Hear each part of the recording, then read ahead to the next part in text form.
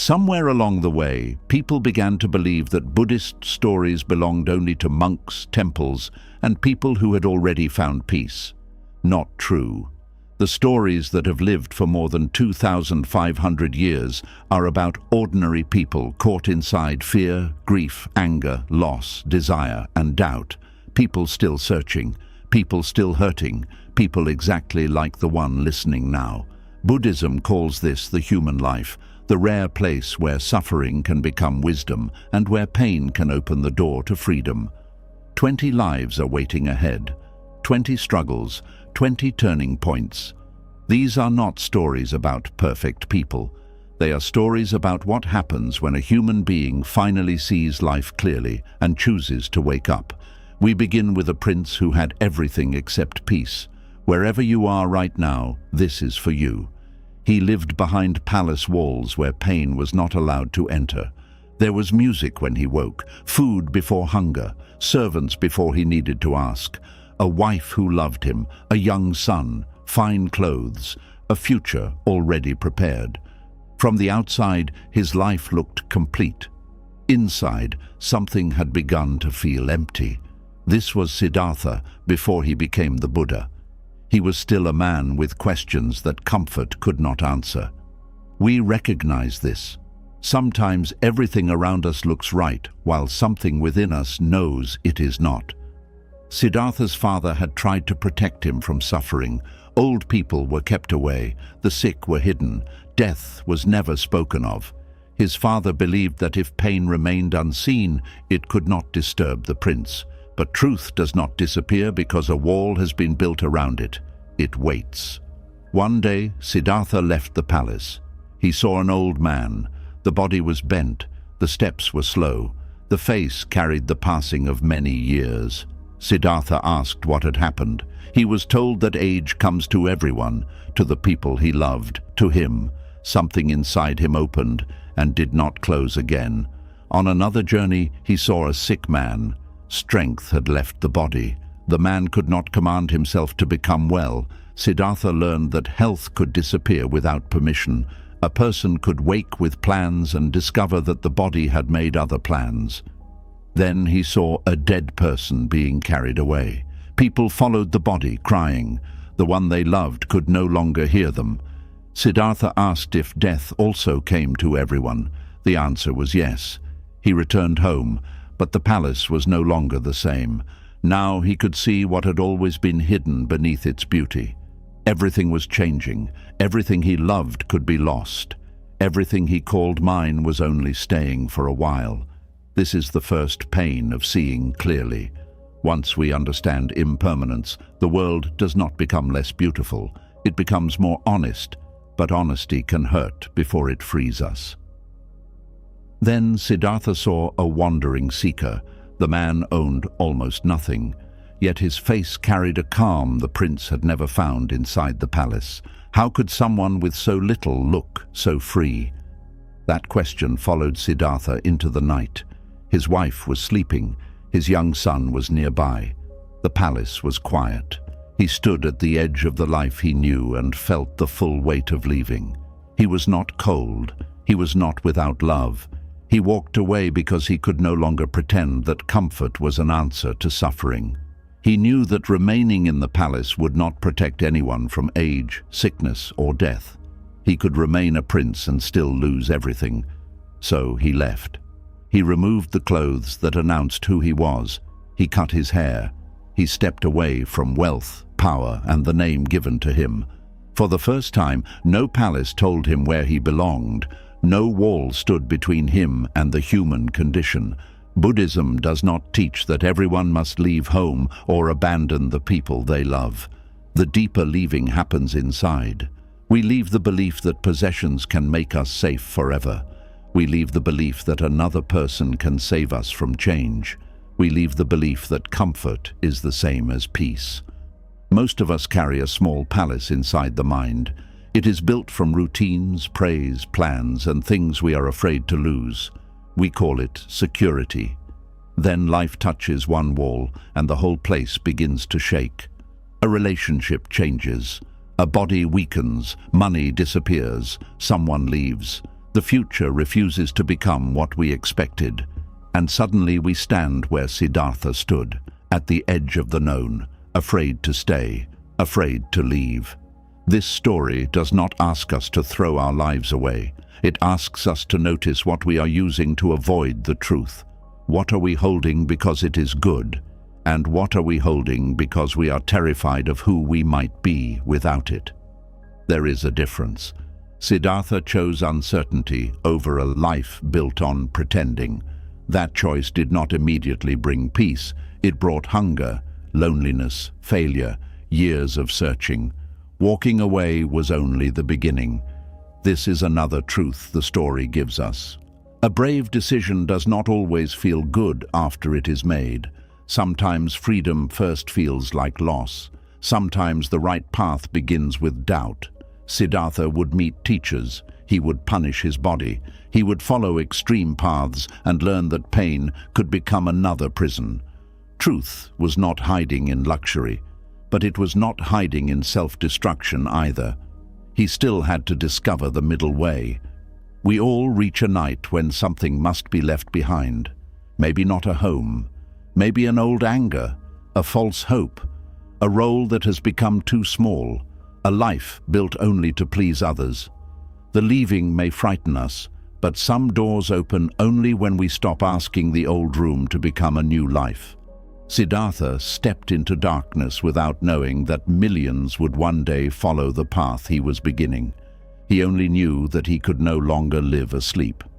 And sometimes that is enough. The next story begins with a monk who understood that not every question leads toward freedom.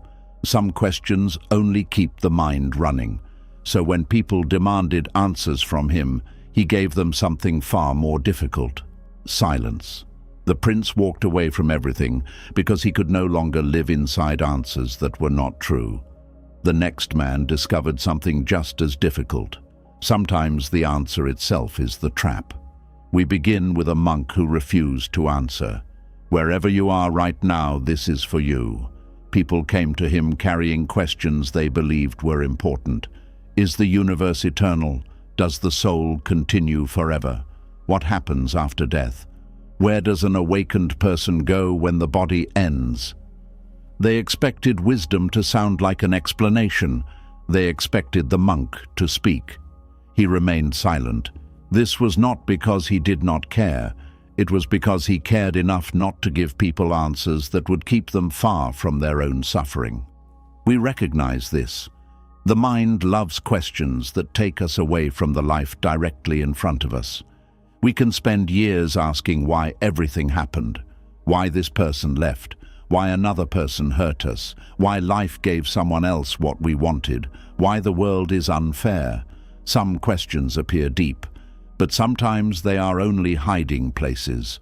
A man once came to the Buddha with questions like these. He wanted clear answers. He wanted the universe explained. He wanted certainty before he would continue practicing. The Buddha listened. Then he told him a story. A man had been struck by a poisoned arrow. His friends called for someone to remove it, but the wounded man refused. He said he first needed to know who had fired the arrow. Was the person tall or short, rich or poor? What kind of bow had been used? What kind of wood made the arrow? What feathers were attached to it? Where had the attacker come from? The questions continued. The poison continued too. Before the man could receive every answer, he would die. The Buddha said, "This is how many people live. We are wounded by anger, fear, desire, grief, and attachment. The wound is real. The pain is already moving through us. But instead of removing the arrow, we demand that life explain itself first. We say we cannot heal until we know why. We cannot forgive until the other person understands. We cannot move forward until the past makes sense. We cannot be peaceful until the future becomes certain. So we keep the arrow inside." This is why the monk refused to answer. He understood that an answer is not always medicine. Sometimes it is another way to delay the healing. Buddhism does not teach us to stop thinking. It teaches us to notice whether our thinking leads toward freedom or further confusion. There are questions that open the mind. What am I holding? What am I afraid to lose? What suffering am I creating through attachment? What can I do with kindness right now? And there are questions that make the mind circle endlessly. Why did this have to happen to me? What if everything goes wrong? What if I never receive what I want? What if people never see my worth? The monk knew the difference. His silence was not empty. It was pointing back toward the person asking. The questioner wanted to look at the universe. The monk wanted him to look at his own mind. The questioner wanted to know what happens after death. The monk wanted him to notice how little attention he was giving to the life happening now. The questioner wanted certainty. The monk offered practice. Sit with the breath. Notice desire when it rises. Notice anger before it becomes speech. Notice how the mind reaches for what is pleasant and fights what is painful. See how every feeling appears, changes, and passes. This was the answer hidden inside the silence, not an idea, a path. We often believe peace will arrive when we finally understand everything, but peace does not require us to solve the whole universe. It asks us to meet this moment clearly. One breath, one feeling, one choice, one act of compassion. The monk refused to feed questions that had no power to end suffering. He knew a person could hold a perfect belief about eternity and still be cruel. A person could speak beautifully about the soul and still be controlled by jealousy. A person could memorize every teaching and still refuse to face one painful truth inside. Knowledge can decorate the mind without freeing it. The Buddhist path is not only about what we know, it is about what we stop clinging to. Sometimes we cling to opinions because they make us feel safe. We want to be right because being uncertain feels like standing without ground. So we argue, we defend. We divide people into those who agree with us and those who do not. The monk remained silent because freedom was more important than winning. There is great strength in saying, "I do not know." There is even greater strength in knowing that you do not need to know everything before you live wisely. You may never understand why someone failed to love you well. You may never know why one season of your life became so painful. You may never receive the apology that would make the story feel complete. But the arrow can still be removed. You can stop touching the wound. You can stop building your identity around what happened. You can choose not to pass the pain into another person. This is what the silence asks from us, not to become empty of curiosity, to become honest about which questions are helping us and which ones are keeping us trapped. The monk did not answer because the suffering person did not need another theory. He needed to begin. The poison was already moving. The present moment was already leaving. Life was already asking for attention. And when the questions finally became quiet, another lesson appeared. It came beside a river. Two monks were walking together when they met a woman who could not cross. One monk carried her over the water, but the other monk carried something much heavier long after they had left her behind. The monk refused to answer questions that could not heal the wound in front of him. The next person did not ask about the universe. She came carrying her dead child. We begin with a woman who could not accept what life had taken from her. Wherever you are right now, this is for you. Her name was Kisa Gotami. She had known what it felt like to be overlooked. She entered a new home carrying the quiet fear that she might never truly belong there. Then she gave birth to a son. The child changed everything. Suddenly she was not only the poor woman people judged, she was a mother. Someone looked at her as if she were the whole world. We recognize this. Sometimes one person enters our life and becomes the place where all our hope gathers. We love them, but we also place inside them the parts of ourselves that never felt safe before. The child became her joy. Then one day he became sick. The sickness did not ask whether she was ready. It did not care how deeply she loved him. It entered the house and took what she believed she could not live without. He died, but Kisa Gotami did not accept it. She lifted his small body and held him close. She called his name. She waited for movement. She waited for breath. She told herself he was only sleeping. The mind can do this when truth is too heavy. It does not always lie because it is foolish. Sometimes it lies because it is trying to protect us from a pain we cannot yet carry. She walked through the village, the child in her arms. She knocked on doors. She asked for medicine. People looked at the boy and understood. They looked at the mother and understood something else. She was not ready. Some told her gently that no medicine could help. She did not listen. Others turned away because grief made them uncomfortable. Some thought she had lost her mind. Perhaps she had. But grief can make the whole world feel unreal. The sun still rises. People still laugh. And the grieving person looks around and wonders how everyone can behave as if the world has not ended. For Kisa Gotami, it had ended. Her son was no longer breathing, yet the village was still moving. This felt almost cruel. She went from one person to another. There must be someone who knows what to do. There must be a healer. There must be a prayer. There must be a medicine strong enough to reverse what had happened. We do this too. Maybe we do not carry a body, but we carry old endings through the mind. We search for a sentence that will undo the goodbye, a message that will restore the relationship, an explanation that will return the years, a reason that will make the loss feel less final. We keep asking life to give back what has already changed. Someone in the village saw her pain and told her about the Buddha. "Go to him," the person said. "If anyone can help you, perhaps he can."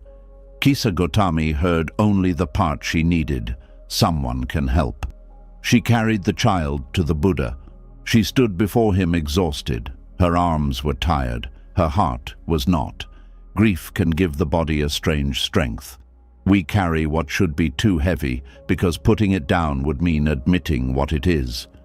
She begged the Buddha for medicine. "Bring my child back, please."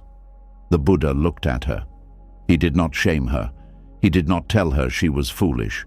He did not force truth into a heart that could not yet receive it. This is compassion. Compassion does not always begin by saying what is true. Sometimes it begins by understanding how much truth a person can bear at once. The Buddha told her he could help, but first she had to bring him a mustard seed. It sounded simple. Mustard seeds were common. Almost every home had them. Hope returned to her face.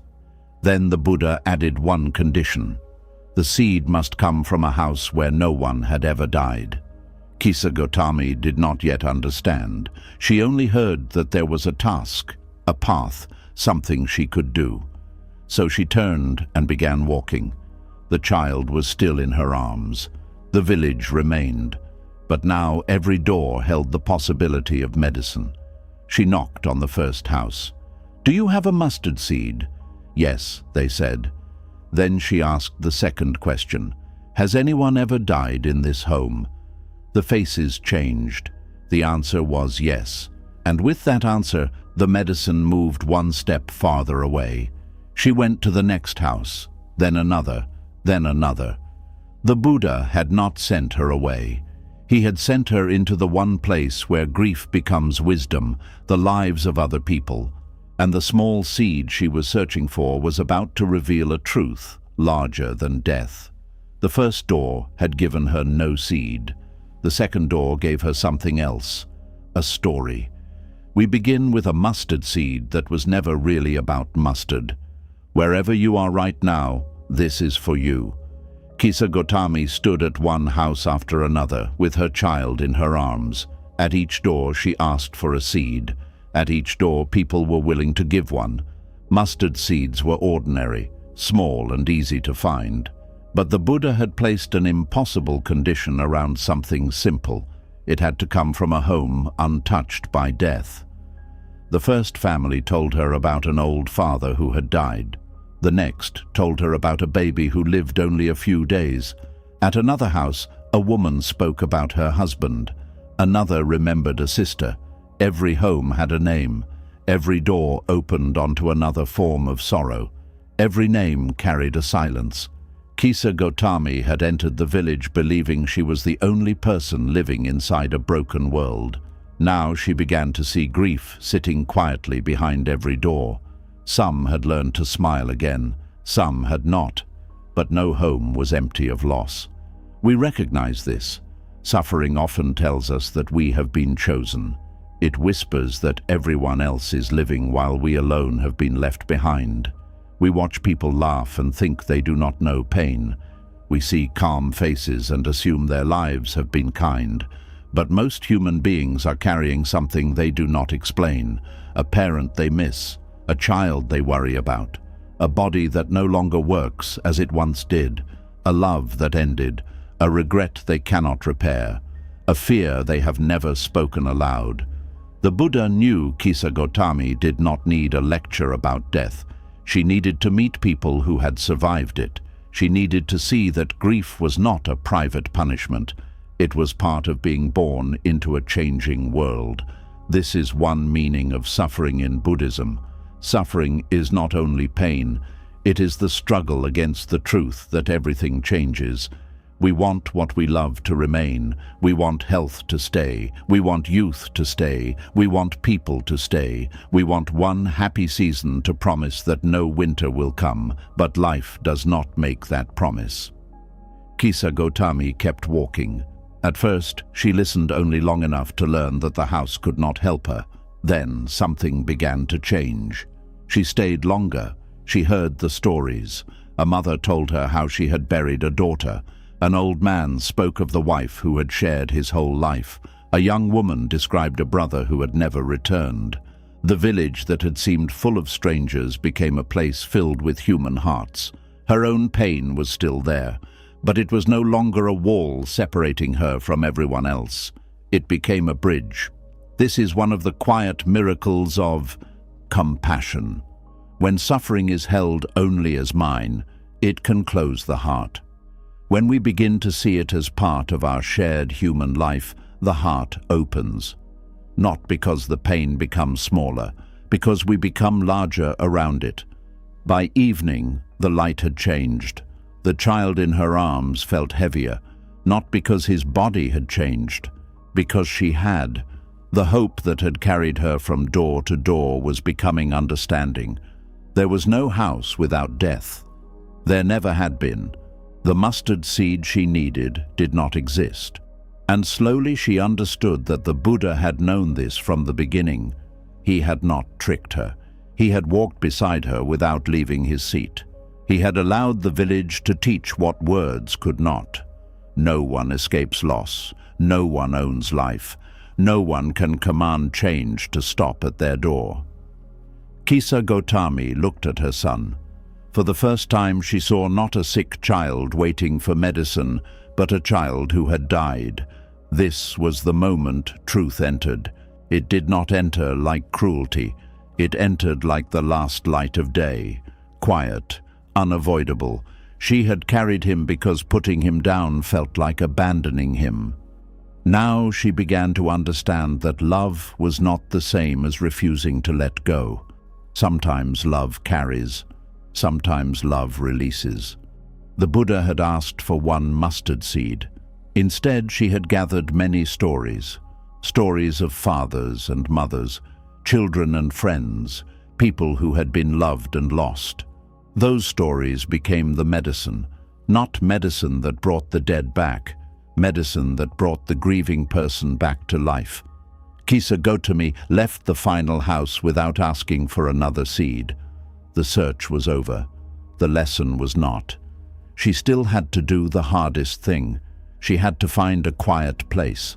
She had to lower her arms. She had to place her child down. And she had to return to the Buddha carrying nothing but the truth. The mustard seed taught her that every home had known death. But knowing this was not the same as letting go. The next step could not be taken by the village. It belonged to her alone. We begin with a mother who had to put down what love could no longer keep. Wherever you are right now, This is for you." Kisa Gotami carried her son away from the houses. The village had become quiet behind her.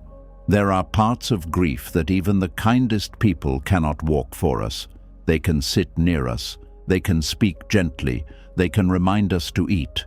But there comes a moment when the hand must open from the inside. She found a place to lay the child down. The same arms that had held him now had to release him in death. This was not a lack of love. It was love meeting a truth it could not change. She looked at him one last time, the future she had built around him. Grief is not only sorrow for what happened, it is sorrow for everything that will now never happen. Kisa Gotami had to release not only her son, she had to release the life she thought they would share.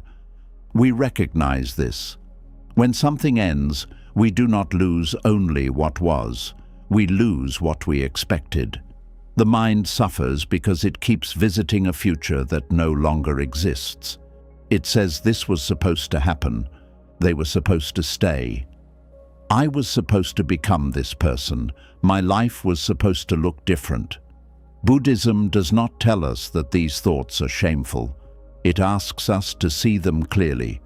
The words "supposed to" are often where attachment hides. They reveal the agreement we made with life without life agreeing back. Kisa Gotami returned to the Buddha without the mustard seed. She also returned without the child. Her arms were empty, but her mind was beginning to see. She told him she had found no house untouched by death. The Buddha taught her that death comes to every living being. Those who are born will age. Those who gather will separate. What arises will pass. This is impermanence. It is not a punishment. It is not a failure. It is the nature of all conditioned things. A flower opens and fades. A season comes and leaves. A body grows and changes. A feeling rises and passes. Even the pain that tells us it will remain forever is changing while we feel it. Kisa Gotami entered the Buddhist path. She became a nun. She did not do this because she stopped loving her child. She did it because her love had opened a question larger than her own loss. How can a human being live in a world where everything changes without being destroyed by change? She practiced. She watched the mind. She learned to notice longing without obeying it. She learned that grief came in waves. But now she knew what Siddhartha had learned in the forest. A wave has a beginning, a middle, an end. One evening, Kisa Gotami watched lamps burning. Some flames were strong, some flickered, some went out. She saw that each flame depended on conditions. When the conditions changed, the flame ended. The flame did not travel somewhere as the same flame. It did not remain because someone begged it to remain. It arose, it burned, it passed. In those lamps, she saw her son. She saw herself. She saw every person behind every door. Life was not a possession. It was an arising, a brief meeting of conditions, precious because it did not stay. This is where grief began to become wisdom. Not because she forgot, not because she stopped feeling, because she stopped arguing with what had already happened. Acceptance is often misunderstood. It means no longer asking reality to become unreal. It means turning toward the life that remains. Many of us are still carrying someone or something long after it has ended. An old relationship, a younger body, a dream that did not come true, a version of ourselves that no longer fits. We fear that putting it down means it did not matter, but Kisa Gotami teaches the opposite. We can honor what mattered without carrying it forever. We can remember without refusing to live. We can love without demanding permanence. Her empty arms became open arms.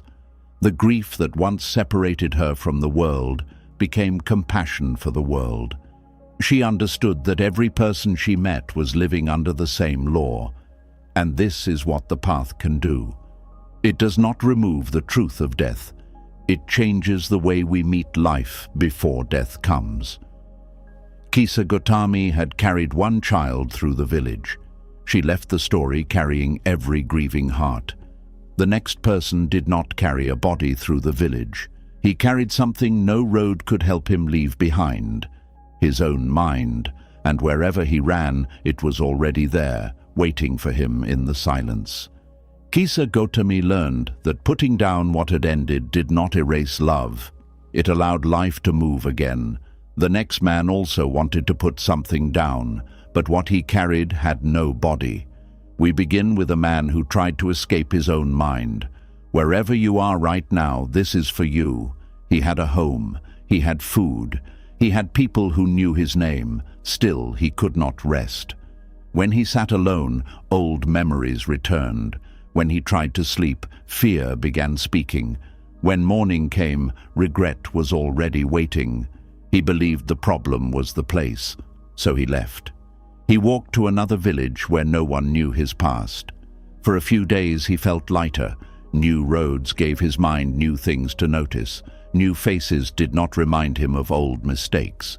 He thought he had escaped. Then the nights became quiet.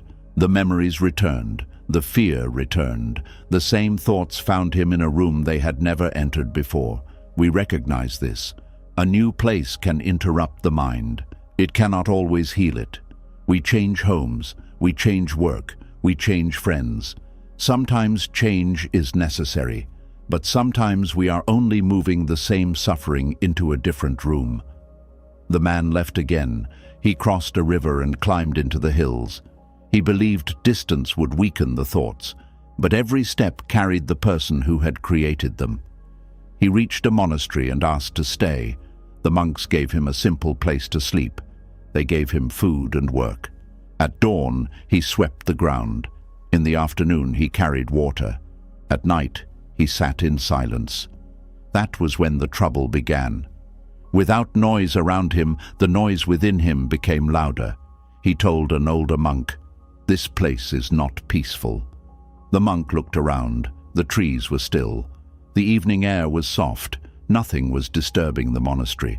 So the monk asked, "Where is the noise?" The man touched his chest. "Here." The monk nodded. "Then another road will not take you away from it." This frightened the man. He had spent years believing freedom was somewhere else. Now he was being told that every road would return him to the same place: the mind. The monk asked him to sit beside a small pond. "Watch the water," he said. Wind moved across the surface. Leaves fell. Small circles appeared and disappeared. Then the wind became quiet. The water slowly became clear. The monk said, "You keep striking the water and asking why you cannot see through it." Every time a painful thought appeared, the man fought it. Every time fear came, he demanded that it leave. Every time regret returned, he entered the memory and argued with the past. He called this escape. But fighting the mind was another way of feeding it. Buddhist practice offers a different path. Do not run after every thought.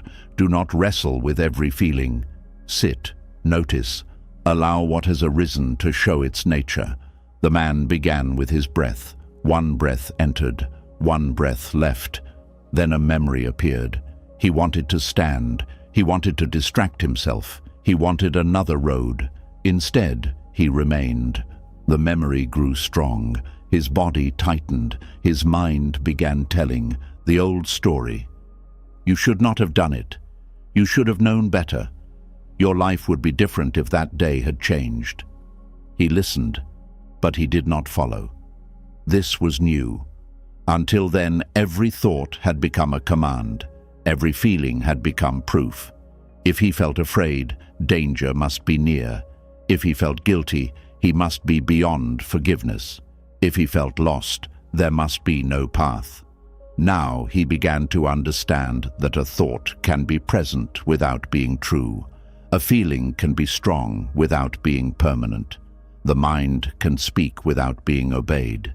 He returned to the pond each day. Some days were calm, some days were not. He learned that practice was not the creation of a silent mind. It was the ending of his war with the mind he had. This is one of the hardest Buddhist lessons. Peace does not always begin when painful thoughts disappear. Sometimes it begins when we stop treating their arrival as an emergency. The man had believed his mind was a prison, but much of the prison was built from resistance. He kept pushing thoughts away. They kept returning with more force. When he finally stayed, he discovered that even the darkest thought changed. It rose. It remained for a while. It passed. The thought returned later, but now he knew something about it. It had an ending. What has an ending does not need to become our identity. Many of us are still looking for the road that will take us away from ourselves. We tell ourselves peace will come when the situation changes, when the person apologizes, when the money arrives, when the past stops hurting. Some things outside us do need to change, but no outer change can replace the work of seeing the mind clearly. The man did not remain in the monastery forever. One day he walked back toward ordinary life. He carried no promise that painful thoughts would never return. He carried something more useful. He knew how to meet them. Soon another road brought two monks to the edge of a river. A woman stood there, unable to cross. One monk saw a person who needed help. The other saw a rule, and long after the river had been crossed, only one of them was still carrying her. The man who stopped escaping his mind learned that suffering follows us when we keep feeding it. The next lesson began with two monks walking in silence. We begin beside a river after heavy rain. Wherever you are right now, this is for you. The water had risen. The current was strong. Mud covered the path. Two monks arrived at the riverbank and saw a woman standing there. She wore fine clothes. She looked at the water, then at the mud, then back toward the road. She could not cross safely. The monks belonged to a tradition with strict rules. They were careful about physical contact. The younger monk saw the woman and immediately looked away. To him, the matter was simple. A rule had already answered the situation. The older monk saw something else. He saw fear in the woman's face. He saw the water. He saw a human being who needed help. He asked, "Do you need to cross?" She nodded. Before the younger monk could speak, the older monk lifted her carefully. He carried her through the water. The current pulled at his feet. Mud rose around his legs. He kept his balance. When they reached the other side, he placed the woman down. She thanked him. The monks continued walking. The older monk returned to silence. The younger monk did not. At first he said nothing, but his silence was not peaceful. It was full of judgment. We recognize this. There is a silence that comes from calm, and there is a silence that is only anger waiting for words. The younger monk replayed what had happened. He remembered the older monk lifting the woman. He remembered the rule. He imagined what their teacher would say. With every step, the event became larger in his mind. The woman was no longer beside them, but the younger monk kept rebuilding the river. After some distance, he could no longer hold it. "You should not have touched her," he said. The older monk continued walking. The younger monk spoke again. "We are monks. We have rules." Still, the older monk did not defend himself. This made the younger monk more upset. He wanted an argument because an argument would prove the event was still alive. Hours passed. The path became dry. The river was far behind them, but the younger monk remained beside it in his mind. Finally, he demanded an answer. "How could you carry that woman?" The older monk looked at him and said, "I put her down at the river. Why are you still carrying her?" The road became quiet again, but now the silence had changed. The younger monk had been certain that the older monk was the one carrying something forbidden. He had not noticed the weight inside himself. This story has survived because we all know this weight. Someone speaks carelessly to us in the morning. Hours later, we are still answering them in the mind. A person makes one mistake. We carry it into every future meeting. A stranger behaves badly for a few minutes. We give them the rest of our day. The event ends. The carrying continues. Buddhism teaches that suffering often has two parts. First, something happens. Then the mind holds it, repeats it, judges it, and makes it happen again. The first pain may be unavoidable. The second is often created by clinging. The older monk responded to the moment in front of him.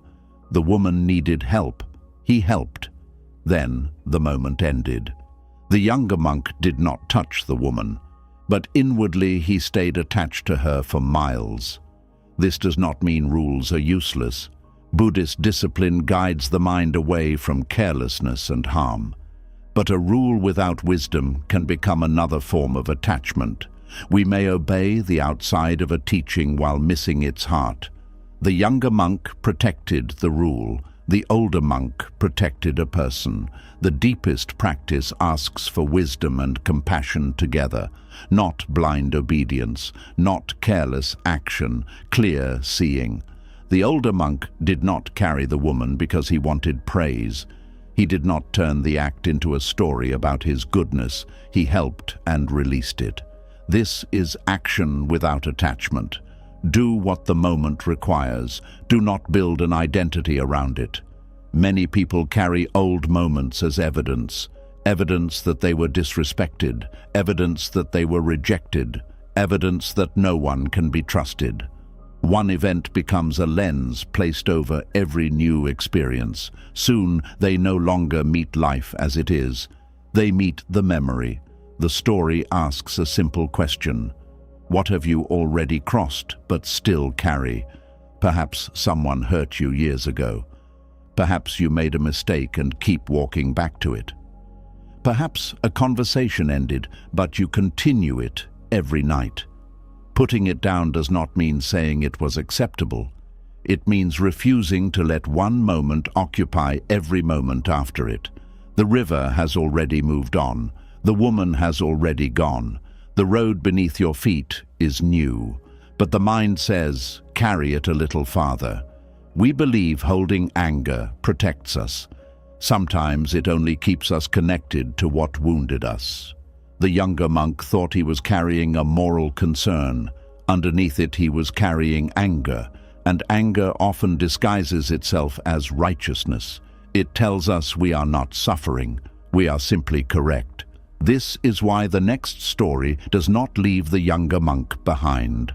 It follows him deeper, because the woman was no longer the true burden. The true burden was the need to remain angry after there was nothing left to solve.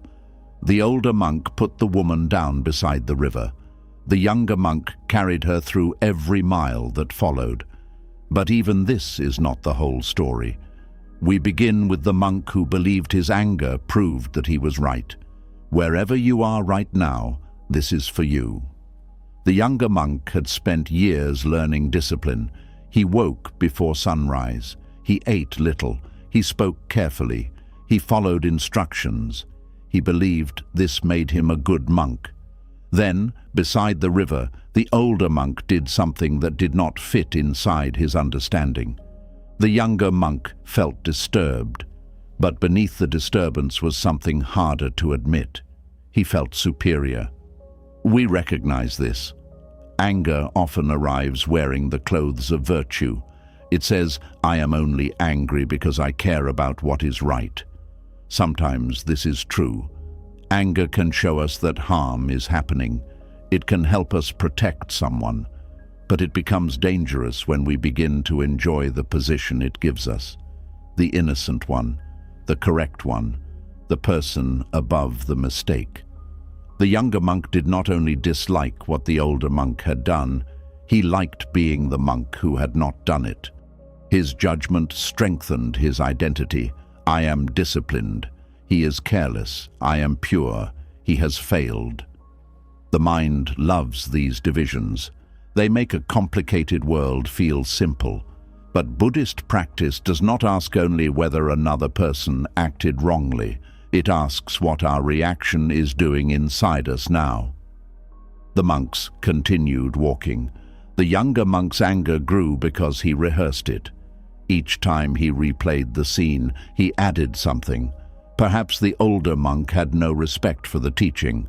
Perhaps he had always been false. The mind can turn one moment into a complete person.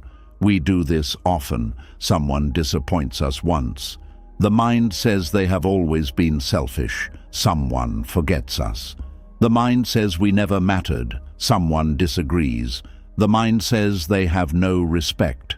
Anger fills every empty space with a story. By the time the younger monk spoke, he was responding not only to what happened, he was responding to everything his mind had built around it. The older monk's answer was simple. "I put her down at the river. Why are you still carrying her?" The words exposed something. The younger monk had followed the outer rule, but he had broken the inner peace the rule was meant to protect. He had avoided touching the woman, yet he had spent hours touching the event with his thoughts. Again, again, again. This is how anger becomes attachment. We think attachment means only wanting something pleasant, but we can also become attached to pain, attached to blame, attached to the story in which we were wronged. We say we want peace, but we return to the wound because it proves our version of events. Without the anger, we fear the other person will escape responsibility. Without the story, we fear our pain will not be taken seriously, so we keep carrying it. Buddhism does not ask us to deny harm. It asks us not to build a home inside it. The younger monk had to look at the real question. Was his anger helping anyone? The woman had crossed safely. The older monk had already acted. The moment could not be changed. Nothing remained except the fire he kept feeding. Anger is sometimes compared to holding a burning coal while waiting to throw it at someone else. The hand holding it is already being burned. But we can become so familiar with the heat that putting it down feels like losing part of ourselves. Who am I if I am no longer the person they hurt? Who am I if I stop proving they were wrong? These are the questions hidden beneath long anger. The younger monk's work was not to decide that rules no longer mattered. His work was to see that wisdom cannot be reduced to rules. A living moment may ask for compassion. A person may need help. The teaching was meant to free the heart from craving, pride, and harm. It was not meant to become a weapon for judging everyone else. Anger keeps our attention fixed outside. What did they do? Why do they not understand? These questions may matter, but if they become the only questions, we never look at the mind carrying them. The older monk's answer turned the light inward. Why are you still carrying her? Not why are you wrong? Not why are you angry? Why are you still carrying what has ended? The word still matters. Anger may arise before we choose it. The body reacts. The chest tightens. Thoughts move quickly. The Buddhist path does not demand that we never feel anger. It teaches us not to keep giving anger a chair, a meal, and a bed. Let it arise. Know it as anger. Do not call it wisdom simply because it agrees with your judgment. Do not let it speak before compassion has entered the room. The younger monk became quiet. For the first time since the river, he was looking at himself. That moment was painful, but it was also the beginning of freedom. To see our anger clearly is not humiliation. It is insight. We cannot put down what we refuse to admit we are carrying. Many of us have crossed rivers that no longer exist. The person is gone. The argument is over. The mistake cannot be undone. Still, we wake each morning and lift the burden again. We call it memory. We call it justice. Sometimes it is only suffering we have practiced until it feels familiar. The woman needed to be carried for a few moments. The younger monk carried anger for hours. Some of us carry it for years. The story does not ask us to become weak. It asks us to stop confusing heaviness with strength. Real strength is being able to put down what no longer serves wisdom or compassion. And when the monk finally looked at the empty road ahead, another teacher was waiting, not beside a river, in the middle of an insult. A man would bring anger to the Buddha as if it were a gift. The Buddha would show him what happens when we refuse to accept it. The younger monk had carried anger because he believed another person had placed it inside him. The next story shows us something harder. No one can place anger inside us unless the mind takes hold of what has been offered. We begin with a man who came to insult the Buddha. Wherever you are right now, this is for you. The man had heard people speaking about the Buddha. Some praised his calm. Some had changed their lives after hearing his teaching. The man did not like this. Perhaps someone close to him had joined the Buddhist community. Perhaps he feared the Buddha was changing a world he wanted to remain the same. Whatever the reason, anger had already formed before he arrived. He walked toward the Buddha with a speech prepared. We recognize this. Sometimes we begin an argument long before we meet the person. We repeat the words in the mind. We decide what they meant. We decide what we will say. By the time we stand before them, we are no longer speaking to the person. We are speaking to the version anger has created. The Buddha was sitting with his students when the man arrived. The man began shouting. He accused the Buddha of being false. He called him names. He used words meant to humiliate him in front of everyone. The students became uncomfortable. Some felt anger rising. They loved their teacher. They wanted to defend him, but the Buddha remained still. He listened as if he were watching rain fall. The man continued. He expected resistance.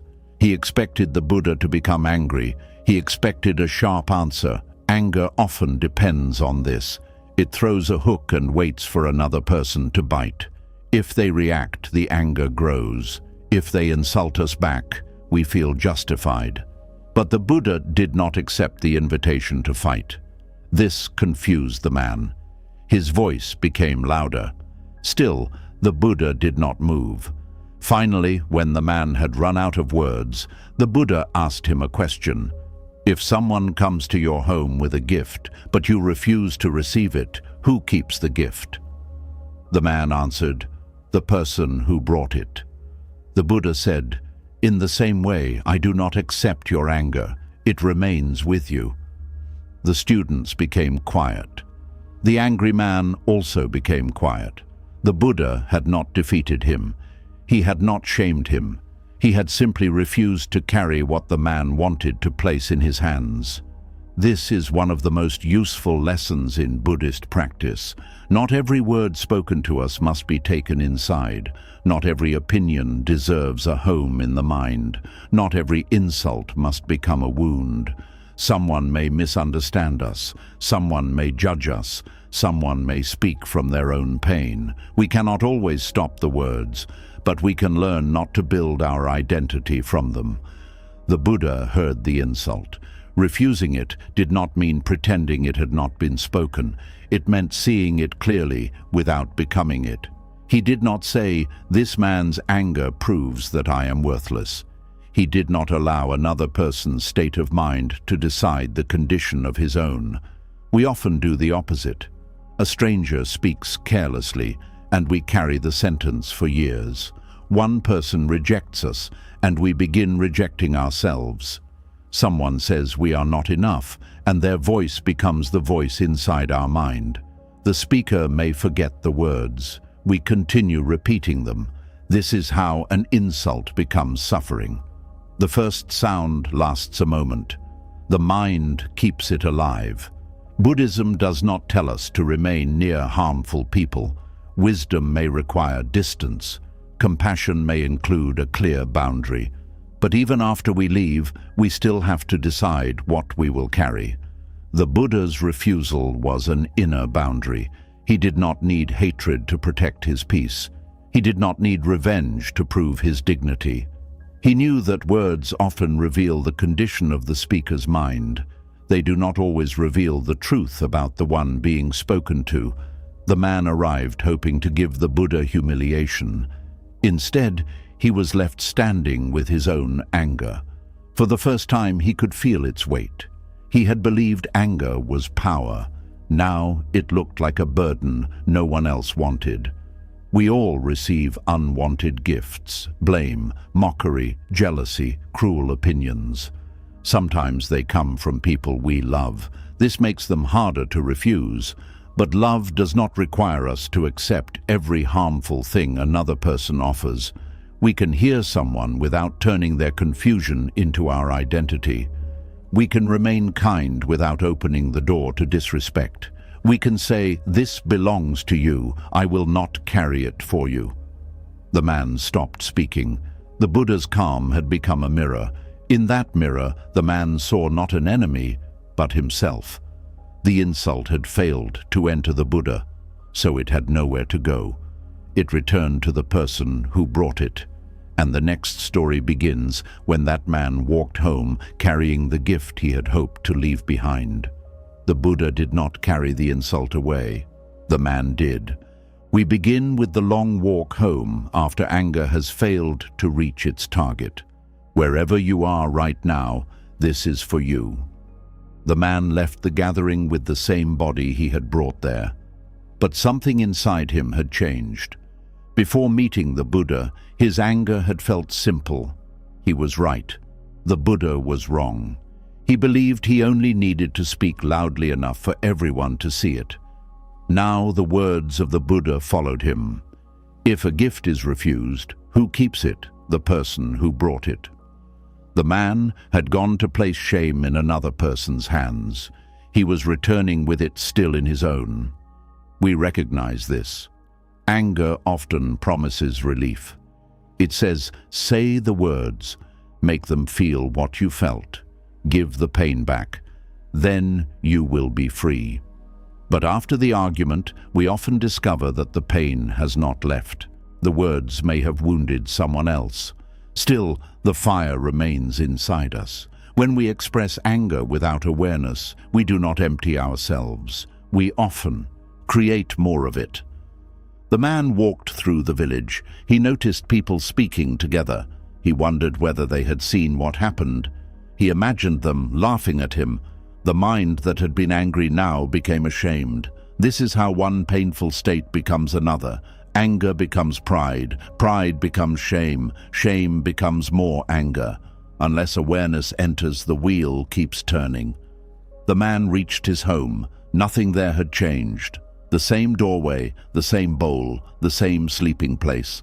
But he could not rest. He replayed the meeting. In one version, he found a stronger insult. In another, the Buddha became angry and proved him right. The mind kept changing the past because reality had not given it the victory it wanted. We do this too. We argue with events that have already ended. We create new scenes and enter them as if they are happening now. The chest tightens, the jaw hardens. An old moment becomes a new pain. The man began to understand that the Buddha's refusal had not been weakness. It had been freedom. The Buddha could hear anger without becoming angry. The man could not remember calm without becoming disturbed. Who then was stronger? This question hurt, but some questions hurt because they open a closed place. The man looked at his anger more carefully.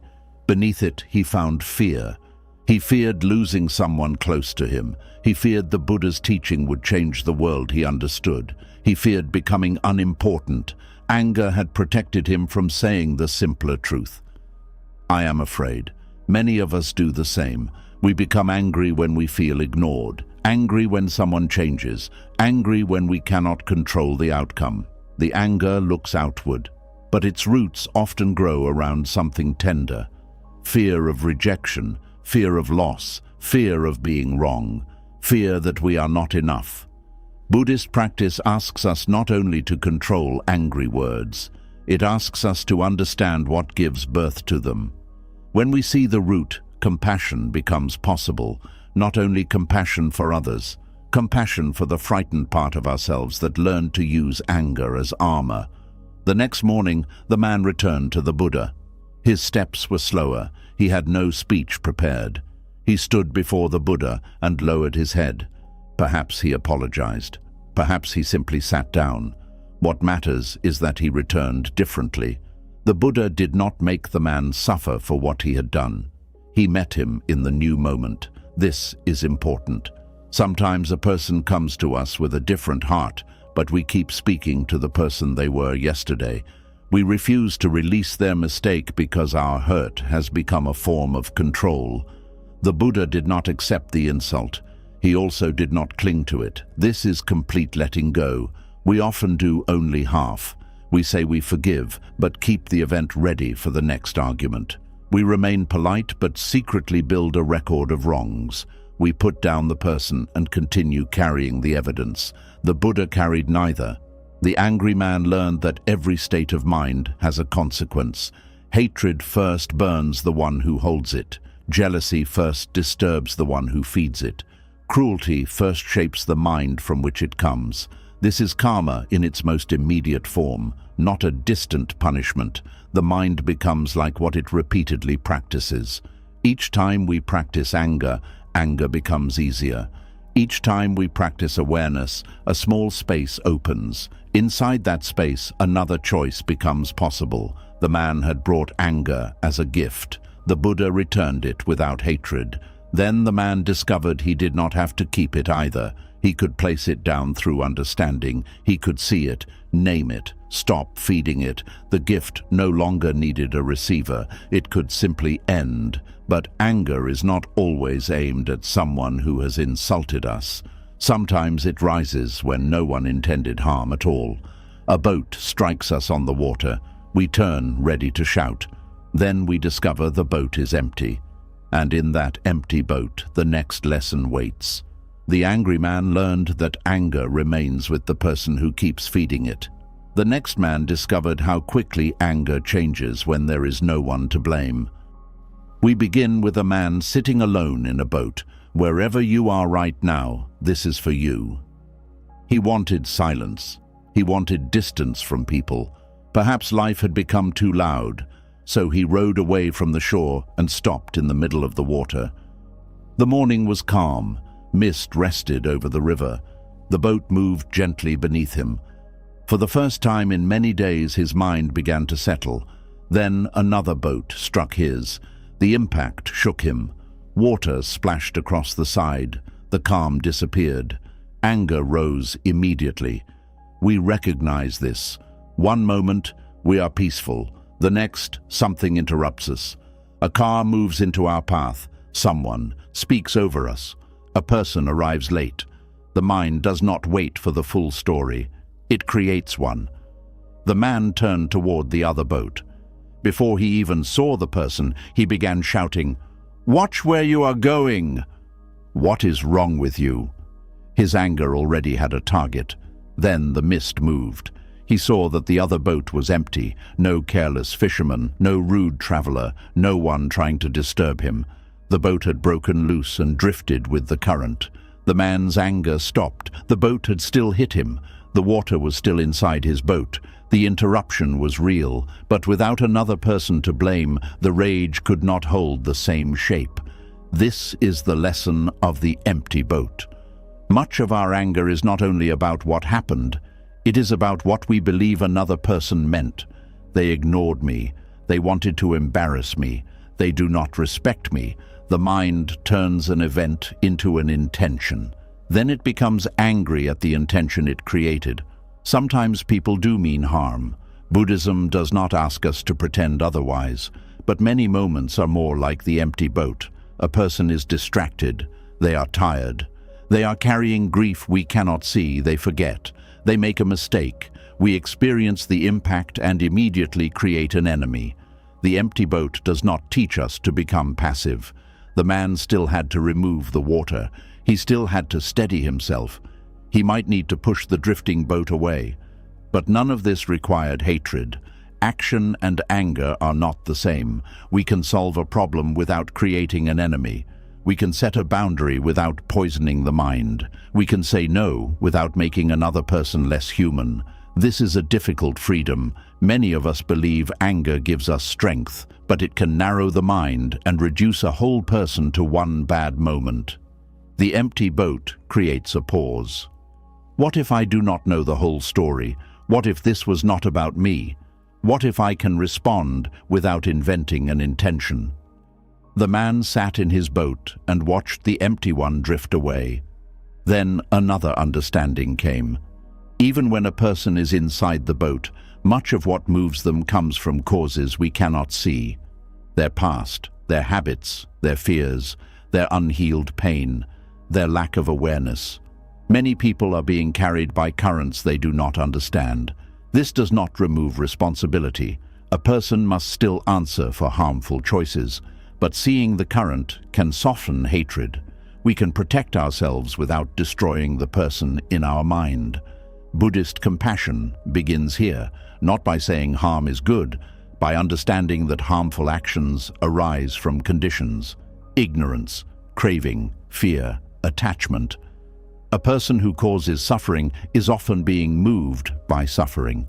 The man had rowed onto the river to escape others. The empty boat showed him that the strongest disturbance had arisen inside his own mind. The impact lasted only a moment. His story about the impact created the rage. This is why awareness matters. Between what happens and what we do, there can be one breath. In that breath, we ask what is actually here: a careless act, a misunderstanding, a frightened person, an empty boat. That breath may stop one person's pain from becoming another person's pain. We all meet empty boats. A friend forgets to reply. A stranger blocks the path. The first reaction may still rise. The body may tighten. The mind may prepare its attack. Practice begins when we notice anger is here. A story is forming. I do not have to speak from it yet. The man did not become someone who never felt anger. He became someone who no longer trusted anger's first explanation. When another person disturbed him, he remembered the mist. He remembered the boat. He remembered how quickly rage disappeared when blame had nowhere to land. Slowly, he saw that not every collision was an attack. Not every delay was disrespect.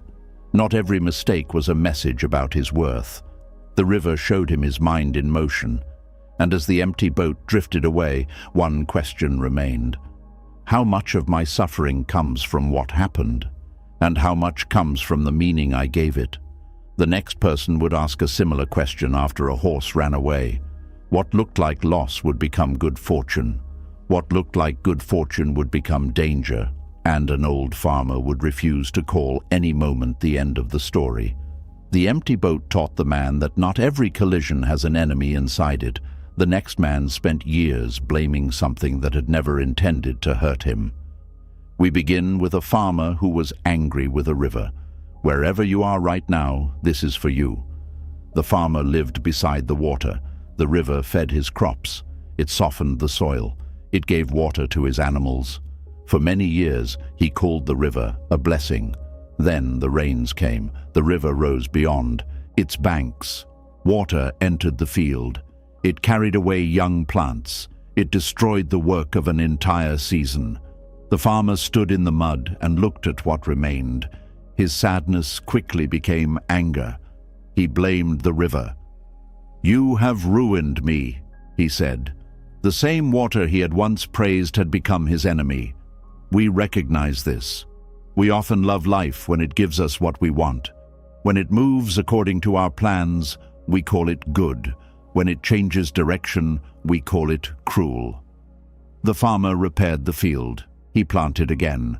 But every time he looked at the river, he remembered the flood. He no longer saw water. He saw betrayal. Even on calm days, he watched it with suspicion. The river continued moving. It did not know it had been praised. It did not know it was now hated. It simply followed the land. This is where the farmer's suffering became larger than the flood. The flood had lasted for days. His anger lasted for years. One morning, a monk passed through the village. He saw the farmer building a high wall beside the river. The farmer worked with great force. His hands were tired. His face was hard. The monk asked what he was doing. "I am protecting myself from that river," the farmer said. The monk looked at the calm water. "What did the river do?" "It destroyed my crops." "Did it choose your field?" The farmer became annoyed. "It entered my land. What difference does choice make?" The monk sat beneath a tree. "It makes a difference to the heart," he said. The farmer stopped working. The monk explained that the river had no anger toward him. The rains had filled it. The ground could hold no more water. The banks had broken. Conditions had come together. The flood happened. This did not mean the loss was small. It did not mean the farmer should do nothing. He could strengthen the banks. He could plant farther from the water. He could prepare for another rainy season. But blame would not rebuild the field. Blame would only keep the flood alive inside him. Buddhism teaches that events arise from causes and conditions. Nothing appears alone. A storm depends on wind, clouds, water, heat, and many things we do not see. A harsh word may depend on fear, exhaustion, memory, and old pain. A failure may come from many small causes meeting at once, but the mind prefers one person or one thing to blame. Blame makes the world feel simple. There is the enemy. There is the reason. There is the thing that must be hated. The farmer had turned the river into a person inside his mind. A cruel person, a dishonest person, a person that had first helped him and then decided to harm him. But the river had made no promise. It had only flowed. The monk asked the farmer to remember the years before the flood. Who watered the crops? The river. Who fed the well? The river. Who made the soil rich? The river. The farmer became quiet. His anger had reduced the entire river to one painful season. We do this with people too. Someone may show us kindness for years. Then one mistake becomes the whole person. We forget everything except the wound. Or someone may hurt us deeply, and we continue demanding that the past explain itself. Sometimes accountability is needed. Sometimes distance is wise, but hatred does not become wisdom simply because pain came first. The farmer looked at the wall he was building. He realized he was trying to punish the river, but the wall would not make the river regret the flood. The river could not regret. Only the farmer was suffering from the punishment, so he changed the way he worked. He still strengthened the bank, but he no longer struck the earth in rage. He dug a channel to guide excess water. He planted some crops on higher ground. He learned from the flood without turning it into an enemy. This is acceptance in action. Acceptance does not mean standing in the water and doing nothing. It means seeing clearly before acting. The farmer could not control the rain, but he could prepare the land. He could not command the river, but he could understand its movement. He could not recover the lost season, but he could stop losing the present season to anger. Many of us are still blaming a river, a childhood that did not protect us, a body that changed, a person who could not become what we needed, a life that moved differently from our plan. The pain may be real, but blame can tie us to the moment long after the water has gone. The farmer began visiting the river each morning. At first, he only watched. Then he noticed birds drinking from it, children playing near it, plants growing along its edge. The thing he had called his enemy was still giving life. The river had not become good again. It had never become bad. It was a river, sometimes gentle, sometimes dangerous, always changing. And when the farmer stopped, asking the river to become something it had never promised to be, he became free to work with reality. Soon, another farmer would face a loss. His horse would disappear into the hills. The neighbors would call it terrible luck. But the old man would only say they did not yet know what the moment would become. The farmer beside the river learned that one painful event does not reveal the whole nature of life. The next story begins with another farmer and one missing horse. We begin on a morning when an old man opened his gate and found the stable empty. Wherever you are right now, this is for you. The old farmer lived near the border with his son. They did not have much, but they had a strong horse. The horse helped them work. It carried heavy loads. It made life easier. Then one morning, the horse was gone. The gate stood open. Tracks led toward the distant hills. The neighbors heard what had happened. They came to the farmer's home. "What terrible luck," they said. "That horse was valuable. How will you manage now?" The farmer listened. Then he said, "Maybe." The neighbors were confused. There was nothing uncertain about it. A useful horse had disappeared. This was clearly bad. But the farmer did not call it bad. He did not call it good. He only said they did not yet know. We recognize this. The mind wants to name every event immediately: success, failure, blessing, disaster.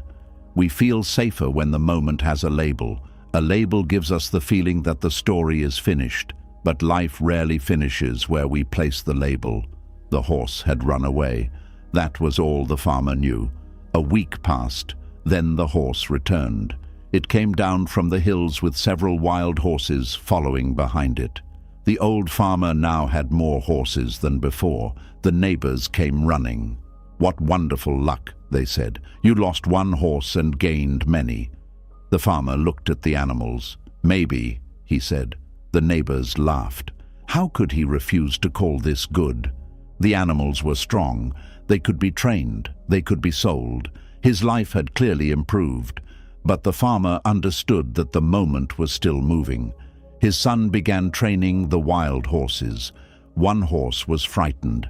It threw the young man to the ground. His leg broke. The injury was serious. The neighbors returned. "This is terrible," they said. "Your son may never walk properly again." The farmer sat beside his son. "Maybe," he said. This time the neighbors became angry. They thought the old man was refusing to face reality, but he was not denying the pain.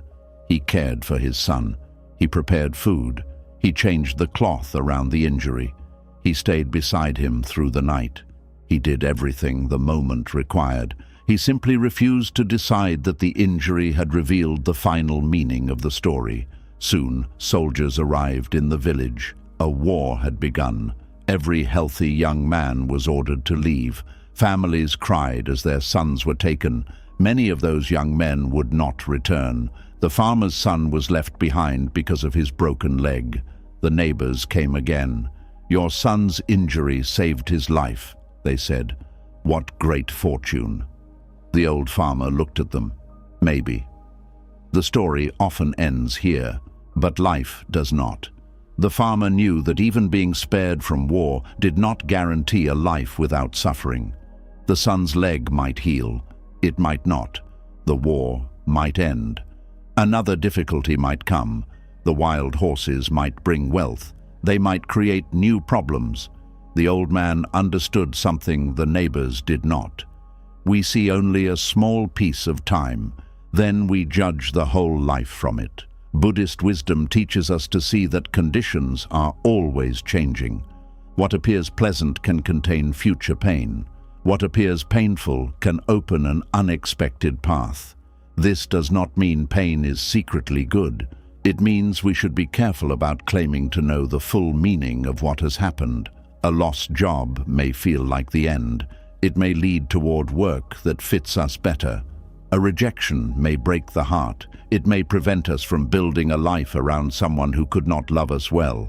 A success may bring pride, pressure, or attachment. A failure may bring humility and wisdom. We do not know while the story is still moving. The old farmer's maybe was not indifference. It was humility. He knew his view was small. Life was larger. The neighbors allowed every event to control their minds. When the horse disappeared, they fell into despair. When it returned, they became excited. When the son was injured, they fell again. When he avoided the war, they rose again. Their peace moved up and down with every change. The farmer felt sadness and relief too. He was human. But he did not build his home inside either feeling. He knew the pleasant would change. He knew the painful would change. So he cared for what was in front of him. When the horse disappeared, he repaired the gate. When the horses returned, he gave them water. When his son broke his leg, he treated the wound. When the soldiers came, he remained with his family. This is the practice, not predicting the whole future, meeting the present clearly. Many of us suffer because we live ahead of the moment. One problem appears and the mind says, everything will be ruined. One success appears and the mind says, nothing can go wrong. We do not only experience what happened, we experience the entire future our thoughts create around it. The old farmer did not refuse joy. He refused certainty. He did not refuse grief. He refused to call grief the final truth. This gave him space to respond instead of panic, space to be grateful without clinging, space to suffer without believing suffering would last forever. The horse that ran away was not only an animal, it was every event we could not control. It left. It returned. It brought more than anyone expected. Then what looked like a blessing caused an injury. Then the injury prevented a greater loss. Life moved through all these shapes. The farmer did not chase after each one with a new identity. Ruined, blessed, cursed, saved, he remained present. And this is why the next story stays with the same old man. Because his deepest lesson was not about a horse, it was about his refusal to divide life too quickly into good and bad. The horse ran away, then it returned, the son was injured, then the injury kept him from war. But the old man's wisdom was not found in any one of these events. It was found in the space between what happened and what he called it. We begin with a man who refused to let one moment explain his whole life. Wherever you are right now, this is for you. The people in the village thought the old man was strange. They believed good fortune should be celebrated. They believed bad fortune should be feared. This seemed obvious, but the old man had lived long enough to see many good things become difficult, and many difficult things become teachers. He had seen people receive wealth and lose their peace trying to protect it. He had seen people lose wealth and discover who truly cared for them. He had watched praise create pride. He had watched failure soften a hard heart. So when the neighbors asked whether something was good or bad, he answered carefully, maybe. He was not saying that right and wrong did not exist. Some actions cause harm. Some actions reduce it. Kindness matters. Cruelty matters. The Buddhist path does not ask us to become confused about this.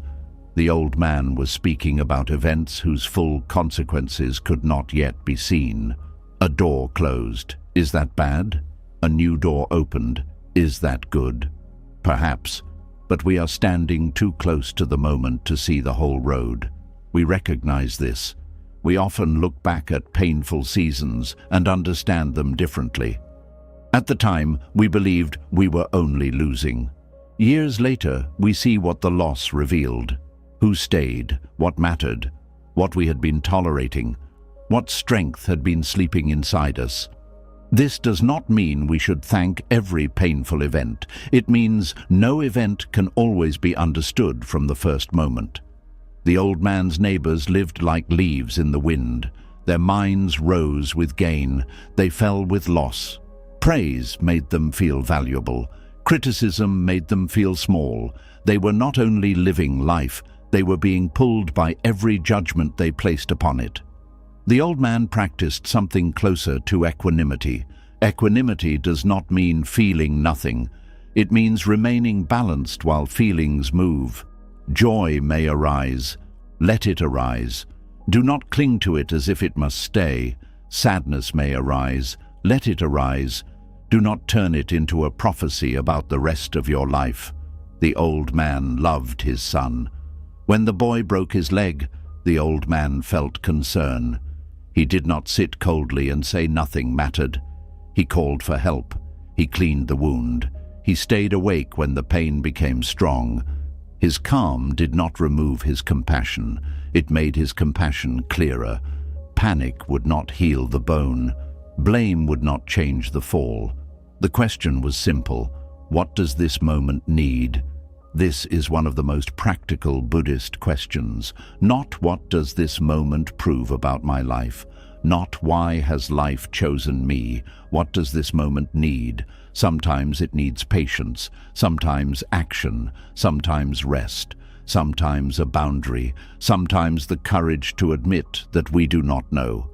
The old man's wisdom was built from not knowing. Most people fear these words, I do not know. They feel like weakness. But the old man understood that false certainty creates unnecessary suffering. When we say, this will ruin everything, we are claiming knowledge we do not have. When we say, now I will always be happy, we are doing the same. The future has not arrived, yet the mind acts as if it has already visited and returned with a report. The old man remained close to facts. The horse is gone. The horse has returned. My son is injured. The soldiers have left without him. These were facts. Terrible luck and wonderful luck were stories added by the mind. Buddhist awareness teaches us to notice this difference. What happened? What am I adding? A friend did not call. That is what happened. They no longer care about me, may be what the mind added. A plan failed. That is what happened. My life will never improve, may be the added story. A person praised us. That happened. I am better than everyone else, may be the added story. When we confuse the event with our interpretation, we suffer inside a world partly created by thought. The old man left room for life to reveal more. This room was his peace. It protected him from despair when circumstances were painful. It also protected him from carelessness when circumstances were pleasant. Because pleasant events can make us stop paying attention. We believe the good moment will remain. We become proud. We cling. Then change feels like theft. The old man enjoyed what came without demanding that it stay. He cared for what left without believing that all goodness had left with it. This is how impermanence can deepen gratitude. When we know a moment will change, we become more present to it. We listen more carefully. We love without postponing. We stop treating people as if they will always be available. The old man did not become wise because life had spared him. Life had changed around him many times. He became wise because he stopped asking change to give him a permanent identity. He was not the fortunate man. He was not the unfortunate man. He was a human being meeting conditions as they arose. We may not be able to answer every event with maybe. Some pain arrives too quickly. Some losses leave us unable to speak. But later, when the mind begins writing the whole future from one chapter, we can remember the old farmer.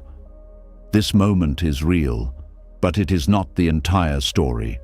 The horse may return. The blessing may become difficult. The wound may protect us from another road. We do not know, and not knowing does not have to be frightening. It can become an open door. The old man looked at life without forcing it into simple names. Good, bad, success, failure. He let the story continue. The next person would not be a farmer. He would be a king. He had power over many people, but he could not control time. He wanted to know the right moment to act, the right person to trust, and the most important thing to do. His search would take him away from the palace and toward a quiet hermit digging in the earth. The old farmer had learned to live without knowing what every moment would become. The next man could not bear not knowing. He was a king. He had power over a kingdom, but he could not control what worried him most. Time. We begin with a king who wanted to know the perfect moment for everything. Wherever you are right now, this is for you. The king believed that if he knew the right time to act, he would never fail. If he knew the right people to trust, he would never be betrayed. If he knew the most important work, he would never waste his life. These questions followed him through the palace. What is the right time to begin? Who is the most important person? What is the most important thing to do? He believed someone must know, so he sent a message throughout the kingdom. Anyone who could answer the 3 questions would receive a great reward. Wise people came from many places. One said the king should create a strict schedule. Every hour should have a purpose. Then he would always know the right time. Another said life was too uncertain for schedules. The king should gather advisors and ask them before every important decision. A soldier said the most important people were warriors because they protected the kingdom. A priest said the most important people were those who understood the sacred teachings. A farmer said those who produced food were most important. A healer said saving life was the greatest work. Every answer sounded reasonable, but the answers did not agree. The king became more confused. We recognize this. When we do not trust ourselves, we keep asking more people. One person says wait, another says act. One says forgive, another says leave. One says follow your heart, another says never trust feelings. Soon we have many answers and less peace. The king heard about a hermit who lived alone in the forest. People said the hermit was wise, but he did not visit palaces. If the king wanted answers, he would have to go to him. The king removed his royal clothes. He left his guards at a distance. Then he walked alone toward the hermit's hut. He found the old man digging the ground. The hermit looked weak. Each time he pushed the tool into the earth, he struggled to lift it again. The king approached him. "I have come to ask 3 questions," he said. "What is the right time to do anything? Who is the most important person? What is the most important thing to do?" The hermit listened. Then he continued digging. The king waited. No answer came. The king asked again. The hermit breathed heavily and kept working. The king began to feel impatient. He had walked far. He was a ruler. People usually answered when he spoke, but the hermit seemed more interested in the earth than in the king's questions. Finally, the king said, "You are tired. Give me the tool." He began digging for the old man. One row became another. The sun moved across the sky. Still, the hermit gave no answer. After some time, the king stopped. "I asked you 3 questions," he said. "Will you answer them?" The hermit looked toward the trees. "Someone is coming," he said. A man ran from the forest. His hands were pressed against his stomach. Blood covered his clothes. He reached the clearing and fell. The king forgot his questions. He knelt beside the wounded man. Together the king and hermit opened his clothing and found a deep wound. The king cleaned it. He pressed cloth against it. The bleeding continued. He washed the wound again. He changed the cloth. He stayed beside the man as daylight faded. This was not what the king had planned. He had come for wisdom. Instead, he was covered in another person's blood. The man was too weak to speak. The king and the hermit carried him into the hut. The king was exhausted. He fell asleep near the doorway. When morning came, the wounded man was awake. He looked at the king and said, "Forgive me." The king did not understand. The man explained that he had been the king's enemy. The king had once punished his family and taken their land. The man had learned that the king was visiting the hermit alone. He had hidden in the forest, planning to kill him. But the king's guards had found him and wounded him. He escaped and ran toward the hut. The man had come to take the king's life. The king had saved his. The enemy began crying. He promised to serve the king if he was allowed to live. The king forgave him. He also promised to return the family's land. A man who had entered the forest as an enemy left it as a friend. The king felt relief, but his questions remained. He turned to the hermit. "Please answer me before I leave." The hermit said, "You have already received your answers." The king waited. The hermit explained. When the king first arrived, the most important time was the moment he was digging. The most important person was the hermit standing before him. The most important work was helping him. If the king had left early, the enemy would have attacked him on the road. Later, when the wounded man arrived, that became the most important moment. The wounded man became the most important person. Caring for him became the most important work. The king had been searching for one perfect answer that would control the future. The hermit showed him that the answer changes with the living moment. The only time we truly possess is now. The most important person is the one before us. The most important action is the good we can do in this moment. We spend much of life preparing to live later. We wait for the right time to speak honestly, the right time to forgive, the right time to begin, the right time to rest. But the future keeps moving ahead of us. The king thought wisdom would tell him how to master time. Instead, wisdom taught him to stop leaving the present. The next story remains in the forest.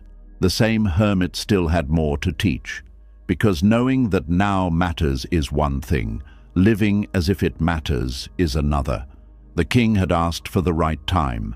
The hermit gave him no clock. He gave him a wounded man, a piece of earth, and one day he had not planned. We begin with a hermit who taught without explaining first. Wherever you are right now, this is for you. The king returned to the palace after meeting the hermit. The roads were the same, the palace walls were the same. His duties were waiting, but he was not the same king who had left. Before, he treated the present as a bridge towards something more important. He sat with one person while thinking about the next meeting.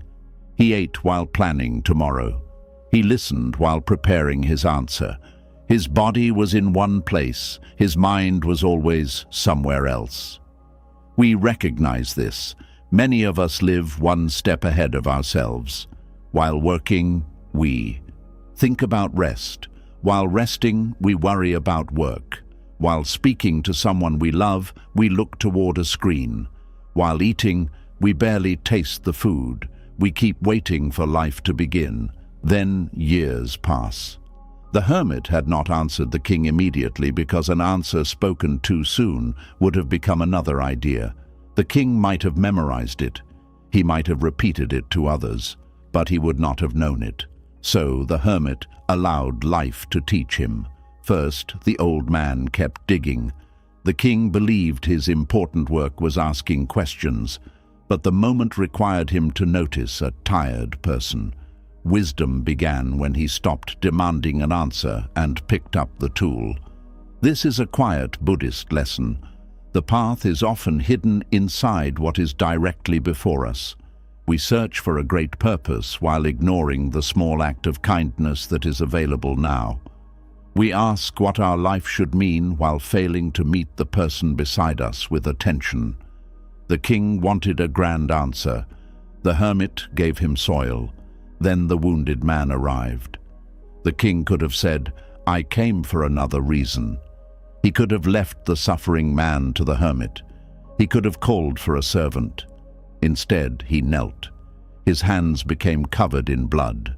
The difference between compassion and the idea of compassion is often this simple. Compassion touches the wound. It does not wait for a cleaner moment. The hermit later told the king that the present moment is the only time over which we have any power. Yesterday cannot receive our kindness. Tomorrow cannot yet be protected. Only now can we choose. This does not mean planning is useless. A farmer prepares before the rains. A family saves food. A ruler considers the future. But planning should serve life. It should not replace life. The king had wanted certainty because he feared mistakes. He thought that knowing the right time would protect him from regret. But no teaching can remove uncertainty. The Buddhist path does not offer complete control. It offers awareness. Awareness lets us see what this moment is asking. Sometimes now asks us to act. Sometimes it asks us to wait. Sometimes it asks us to speak. Sometimes silence is kinder. There is no single answer for every moment. That is why attention matters. The king also learned that the most important person is the one who is present. This sounds simple. It is not. The mind constantly ranks people. This person can help me. That person cannot. This one is powerful. That one is ordinary. The king had spent his life surrounded by people who wanted something from him. He had learned to measure people by usefulness. But the hermit treated the king without special importance. He made him wait. He allowed him to dig. He spoke to him as one human being speaking to another. Then the wounded enemy arrived. The man should have been the least important person in the king's eyes. He had planned murder. Yet in that moment, his life depended on the king. He became the most important person because he was the person who needed care. Buddhist compassion does not begin by asking whether someone is useful to us. It begins by seeing suffering. The king also learned that the most important work is to do good for the person before us. Not to become famous for goodness, not to be praised, not to create an image of ourselves as kind, simply to reduce suffering when we can. The king had wanted answers that would make him a successful ruler. The hermit gave him answers that could make him a present human being. After returning home, the king tried to practice. When advisors spoke, he listened without preparing his reply. When servants approached, he looked at them. When his son entered the room, he placed his work down. Sometimes he failed. The mind returned to tomorrow. Worry pulled him away. But now he noticed. This noticing was the beginning. Buddhism does not ask us to remain perfectly present every second. It asks us to return. The breath is here. The body is here. The person before us is here. Return. Again, again, again. One evening, the king walked through his garden. He realized that he had passed the same trees for years without truly seeing them. He had known their names. He had not known their presence. He stopped. Leaves moved in the wind. A bird called from somewhere beyond the wall. The fading light rested on the ground. Nothing extraordinary happened, and yet he felt something he had searched for in power. Enoughness. This moment did not need to become another moment before it mattered. The hermit had taught him to live now, not because now is always pleasant. The wounded man's pain had also been now, but reality can only be met where it is happening. Grief happens now. Healing happens now. Anger rises now. Letting go also happens now. Many of us say we will become peaceful after life becomes easier, but practice begins inside the life we already have, in the noise, in the waiting, in the unfinished work. The king had believed wisdom was an answer he could carry back to the palace. He discovered that wisdom was a way of meeting each person and each moment. Still, another danger waited. A person can collect true teachings and remain unchanged. The mind can become proud of what it knows. It can become so full of ideas that nothing new can enter. The next story begins with a teacher, a visitor, and a cup of tea that would not stop overflowing. The hermit taught the king that wisdom must be lived in the present. The next man had collected so much knowledge that he had no room left to learn. We begin with a cup that could not receive another drop. Wherever you are right now, this is for you. A learned man heard about a Buddhist teacher known for deep understanding. The man had studied for many years. He knew sacred texts. He knew philosophy. He had listened to famous teachers. He could speak about the mind, suffering, and freedom. People respected his intelligence. But he was not peaceful. He believed one more teaching might complete what was missing. So he traveled to meet the Buddhist teacher. The journey was long. When he arrived, the teacher welcomed him and offered tea. They sat together. The visitor began speaking. He explained what he had studied. He described the teachers he agreed with. He described the teachers he believed were wrong. He spoke about meditation. He spoke about awakening. He spoke about truth. The Buddhist teacher listened. Whenever he tried to respond, the visitor interrupted. "Yes, I already understand that. I have studied this. I know what you mean." The man had come to learn, but he spent the meeting proving that he already knew. We recognize this. Sometimes we ask for advice only to defend ourselves from it.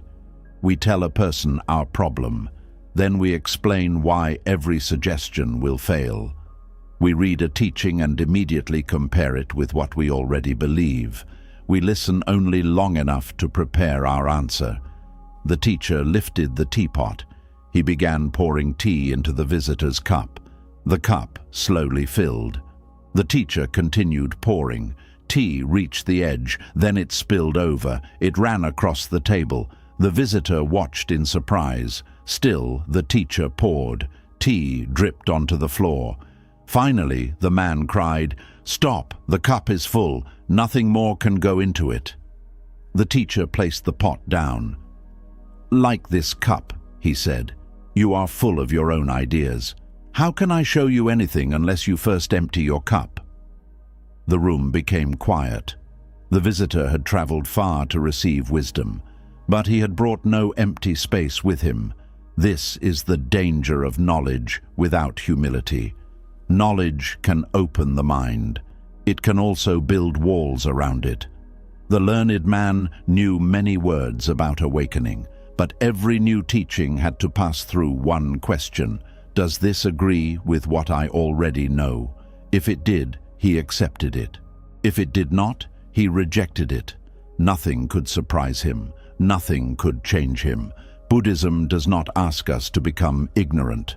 It asks us not to cling to knowledge as an identity. There is a difference between knowing and holding tightly to being the one who knows. The second creates pride. Pride cannot bow low enough to see what is beneath it. The overflowing cup is not only a story about scholars.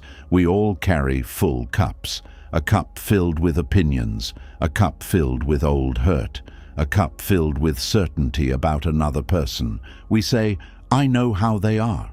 I know what will happen. I know people never change." Then life offers something new, but there is nowhere for it to enter. Sometimes our cup is filled with the past. A new person speaks kindly, but the cup is already full of betrayal. We cannot receive the kindness. A new opportunity appears, but the cup is filled with old failure. We cannot see the possibility. Someone apologizes, but the cup is full of every wrong they committed. We hear the words without letting them touch us. To empty the cup does not mean forgetting experience. It means holding experience lightly enough that the present can still teach us. The teacher asked the visitor to begin again, not with another book, with silence. Sit, breathe. Notice the need to appear intelligent. Notice the discomfort of not knowing. Notice how quickly the mind reaches for an answer. The man found this harder than studying. Books had given him things to collect. Silence showed him what he used the collection to hide. Under his knowledge was fear. If he did not know, who was he? If another person taught him something, would he become smaller? If he admitted confusion, would people stop respecting him? The full cup protected his image. It also kept him thirsty. This is one of the strange things about pride. It prevents us from receiving the very thing we need. We would rather appear complete than become whole. The visitor began practicing what Buddhists sometimes call beginner's mind. To meet a teaching without saying too quickly, "I know." To meet a person without deciding the whole story before they speak. To meet one's own mind with curiosity. What is this anger? What is this fear? What am I not seeing? A beginner is not someone without experience. A beginner is someone willing to see again. The man returned to teachings he had read many times. Now they sounded different. The words had not changed. The listener had. Before, he searched for ideas he could use in arguments. Now he searched for what could reduce suffering. Before, he wanted to master the teaching. Now he allowed the teaching to examine him. This is where wisdom begins, not when we have an answer for everything, when we can remain open before what we do not understand. The cup must be emptied again and again. Yesterday's insight can become today's pride. A helpful belief can become a rigid wall. Even Buddhist teachings can become objects of attachment if we use them to feel superior. The path is not another collection, it is a letting go. The teacher poured a fresh cup of tea. This time, the visitor watched in silence. The tea entered because there was space. He lifted the cup slowly. He tasted what had been available from the beginning. The next story belongs to a scholar who also believed his knowledge made him ready. But before wisdom could enter, he would have to empty more than a cup. He would have to empty the person he had spent years trying to become. The cup overflowed because there was no space left inside it. The next man discovered that a mind can become full in the same way. We begin with a scholar who knew many teachings but had never truly met himself. Wherever you are right now, this is for you. The scholar had spent most of his life studying. He knew the names of famous teachers. He remembered long passages from sacred texts. He could explain suffering, impermanence, karma, compassion, and awakening. People came to him with questions. He always had an answer. This made him respected. It also made him afraid. Because once everyone believes you know, it becomes difficult to admit that you do not. We recognize this. Sometimes the image we build becomes a room we cannot leave. The intelligent person feels unable to ask a simple question. The strong person feels unable to cry. The helpful person feels unable to need help. The scholar had become trapped inside the person others believed him to be. He could speak about peace, but he could not sleep. He could explain attachment, but he was deeply attached to being admired. He could teach others about anger, but criticism disturbed him for days. Then he heard about a quiet Buddhist master living in the mountains. The master did not write books. He did not travel from village to village giving speeches. He lived simply. People said that when he spoke, even a few words could change the direction of a life. The scholar decided to visit him. He believed the master would recognize his knowledge. Perhaps they would speak as equals. He climbed the mountain carrying several books and many opinions. When he reached the monastery, the master welcomed him. The scholar bowed. Then he immediately began speaking. He described everything he had studied. He explained his understanding of meditation. He compared different teachings. The master listened without interruption. When the scholar finally stopped, the master asked him to sweep the courtyard. The scholar thought he had misunderstood. "I came to discuss the highest teaching," he said. The master handed him a broom. "The courtyard is covered with leaves." The scholar felt insulted. He had traveled a great distance. He was not a servant. He was a respected teacher. Still, he took the broom. He swept quickly. Then he returned. The master walked outside and looked at the courtyard. "Sweep it again." The scholar looked down. A few leaves had fallen from a tree. He swept them away. The master told him to do it again the next morning, then again the day after that. Days passed. The scholar waited for the deep teaching. Instead, he swept. He carried water. He washed bowls. He sat in silence. Every task felt too small for someone with his knowledge. This feeling became his real teacher. While sweeping, he noticed thoughts rising. "This work is beneath me. The master does not understand who I am. I am wasting my time." He saw how often his mind compared him with others. He saw how much of his life had been spent protecting a name: scholar, teacher, wise, man. Without those names, he did not know who he was. One evening, he went to the master. "When will you teach me?" The master looked at him. "What have you been learning?" "Nothing," the scholar said angrily. "I have only been sweeping." The master pointed toward the courtyard. "You have removed leaves from the ground. Now remove the one who believes he is too important to sweep them." The scholar became silent. He had expected a teaching about the universe. Instead, the master had shown him the pride standing between him and truth. Buddhism teaches that knowledge is useful, but knowledge alone does not free the heart. A person can understand the word fire without feeling heat. A person can explain food while remaining hungry. A person can speak about letting go while holding tightly to every opinion. The scholar had collected teachings as possessions. Each idea became another object placed inside the mind. He used knowledge to feel safe. If he could explain suffering, perhaps he would not have to feel it. If he could define fear, perhaps he would not have to face his own. But truth cannot be understood only from a distance. It must be lived. The scholar returned to the courtyard. This time, he swept slowly. He felt the broom in his hands. He listened to the sound of leaves moving across stone. When thoughts about his importance arose, he noticed them. He did not argue. He did not follow. He swept. For the first time, the task was not standing between him and wisdom. The task was wisdom. Many of us wait for a great moment to transform us. We believe awakening must feel powerful, but the Buddhist path often enters through ordinary doors. Washing one bowl with full attention, listening without preparing an answer, admitting we were wrong, doing a simple task without needing praise. The scholar began asking fewer questions, not because curiosity had left him, because he had started listening. He learned that an empty mind is not a mind without intelligence.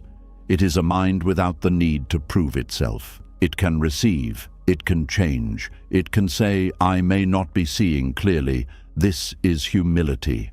Humility does not mean believing we are worthless. It means no longer needing to be greater than the moment before us. Months later, the scholar left the mountain. He still knew the texts, but now he held them lightly. When people asked questions, he sometimes said, "I do not know." Those words no longer frightened him. They created space. The scholar had come to the monastery carrying books. He left carrying a broom in his memory. And the next story begins with a monk who held a real broom every day. He swept the same floor again and again, not because the floor could remain clean, because neither could the mind.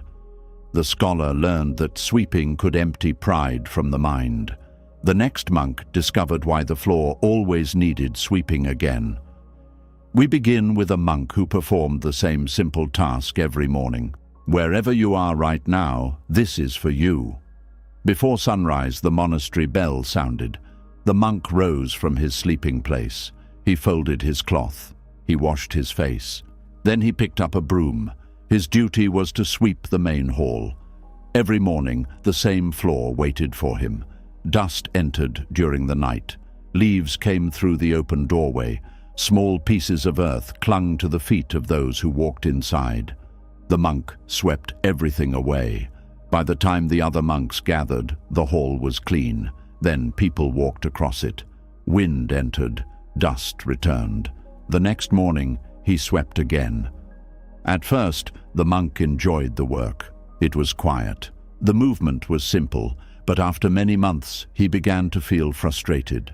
Why clean a floor that will only become dirty again?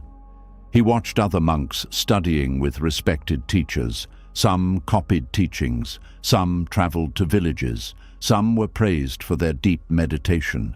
He only swept. We recognize this.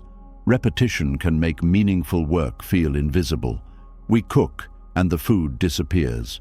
We clean, and the room becomes untidy. We solve one problem, and another arrives. We calm the mind, and worry returns. Soon we ask, what is the point?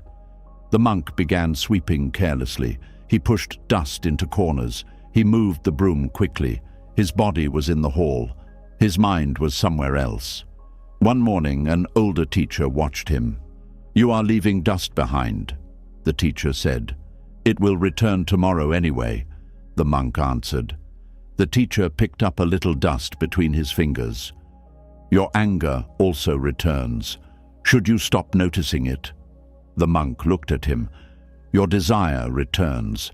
Should you allow it to control you?" The monk said nothing. The teacher placed the dust back on the floor. "The floor is not asking to remain clean forever. It is asking to be cared for. Now."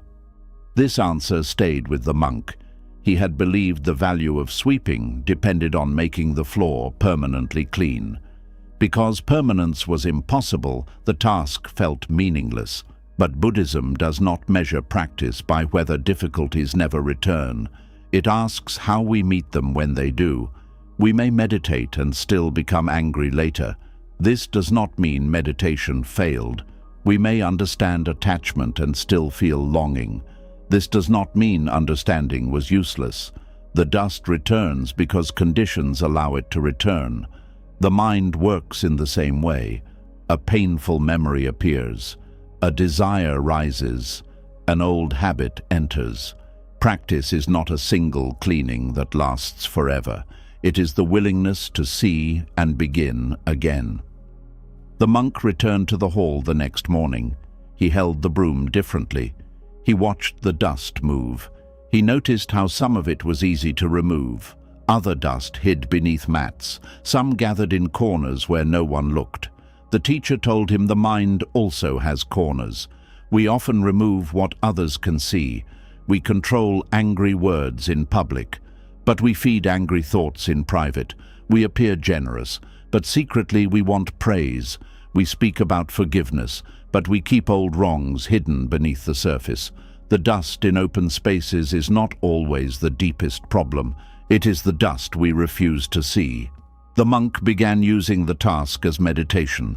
With each movement, he silently remembered: sweep greed, sweep anger, sweep confusion. He did not hate the dust. Dust was only dust. In the same way, he learned not to hate himself when an unkind thought appeared. The thought was something to understand, not proof that he was a bad person. This is important. Some people turn spiritual practice into another way of attacking themselves. They believe a good Buddhist should never feel jealousy, never become impatient, never experience fear. When these states arise, they feel ashamed. But shame does not clean the mind. Awareness does. The monk did not shout at the floor for becoming dusty. He simply swept.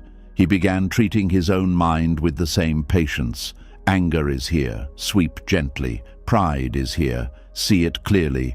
Fear has returned, stay with it, begin again. The floor taught him that returning is not failure. Returning is the practice. Every breath is new. Every morning gives us another chance to meet the mind. The monk also noticed that the floor was touched by everyone: old teachers, young students, visitors, sick people, children. Sweeping became an act of care for people he might never know. No one praised him each time they entered a clean hall. Most did not notice. But kindness does not lose its value because it is unseen. This changed something in him. Before, he wanted important work. Now he understood that work becomes important when done with awareness and compassion. A clean floor prevented someone from slipping. It created calm. It prepared a place where others could sit and practice. His small task supported many lives. We often underestimate quiet acts. The person who prepares food, the person who listens, the person who cleans after everyone has left, the person who speaks gently when anger would be easier. These actions may never be remembered, but they change the condition of the world around us. Years passed. The monk continued sweeping. The same floor, the same broom, but not the same mind. He no longer asked when the work would be finished forever. He understood that life itself was made of caring for things that change. Bodies must be washed again. Relationships require new attention. Compassion must be chosen in each meeting. The mind must be watched each day. One morning, sunlight entered the hall. Dust floated through the beam. The monk stopped. He had cleaned the floor, but the light revealed particles still moving through the air. He realized that the dust had always been there. The darkness had simply hidden it, and in that small beam of light, the next lesson appeared. The light did not create the dust. It only made the dust visible. Awareness does the same with the mind. The monk swept the floor every morning, but one beam of sunlight showed him what the broom could not reach. We begin with dust floating inside the light. Wherever you are right now, this is for you. The monk stood in the silent hall. Sunlight entered through a narrow opening. Inside the beam, countless pieces of dust moved slowly. They rose, they fell, they turned in circles. Outside the light, the air looked empty. Inside it, everything became visible. The monk watched. He had believed the room was clean. Now he saw how much remained. For a moment, he felt disappointed. Then he remembered the teacher's words. The floor is not asking to remain clean forever. It is asking to be cared for now. The monk understood that the light had not made the room dirty. It had revealed what was already present. We recognize this. Sometimes meditation makes people feel worse at first. They sit quietly and notice restlessness, anger, fear, jealousy, old memories. They think my mind was peaceful before I began practicing, but the mind was not always peaceful. Life was simply loud enough to hide the movement inside it. Awareness is like sunlight. It does not create the dust. It shows us what has been floating there all along. This is why seeing clearly can feel uncomfortable. Before awareness, we blame the world for every reaction. They made me angry. Life made me afraid. That person destroyed my peace. Then the light enters. We begin to see the old wound beneath the anger, the attachment beneath the fear, the expectation beneath the disappointment.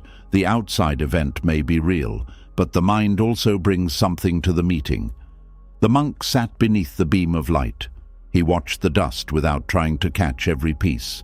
This became another teaching. Thoughts are like particles moving through awareness. They appear, they shift, they disappear from view, but we often reach for them. A thought says, "You are not good enough." We catch it, we examine it, we build memories around it, we look for proof. Soon, one small thought has become the whole room. Another thought says, "Something bad will happen." We follow it into a future that does not exist. The body reacts as if the imagined event is already here. The dust was harmless while it moved through the light. It became a problem only when it gathered and was never cleaned. Thoughts can be similar. One angry thought may arise and pass, but when we repeat it every day, it settles into resentment. One fearful thought may arise. When we feed it constantly, it becomes a way of seeing life. One desire may appear. When we build identity around it, it becomes attachment. The Buddhist path does not demand that no thought ever arise. That would be like demanding that no dust enter an open room. The path teaches us not to cling. See the thought. Know its nature. Let it move.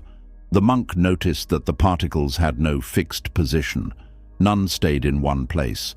The air carried them, light revealed them, then they passed beyond the beam.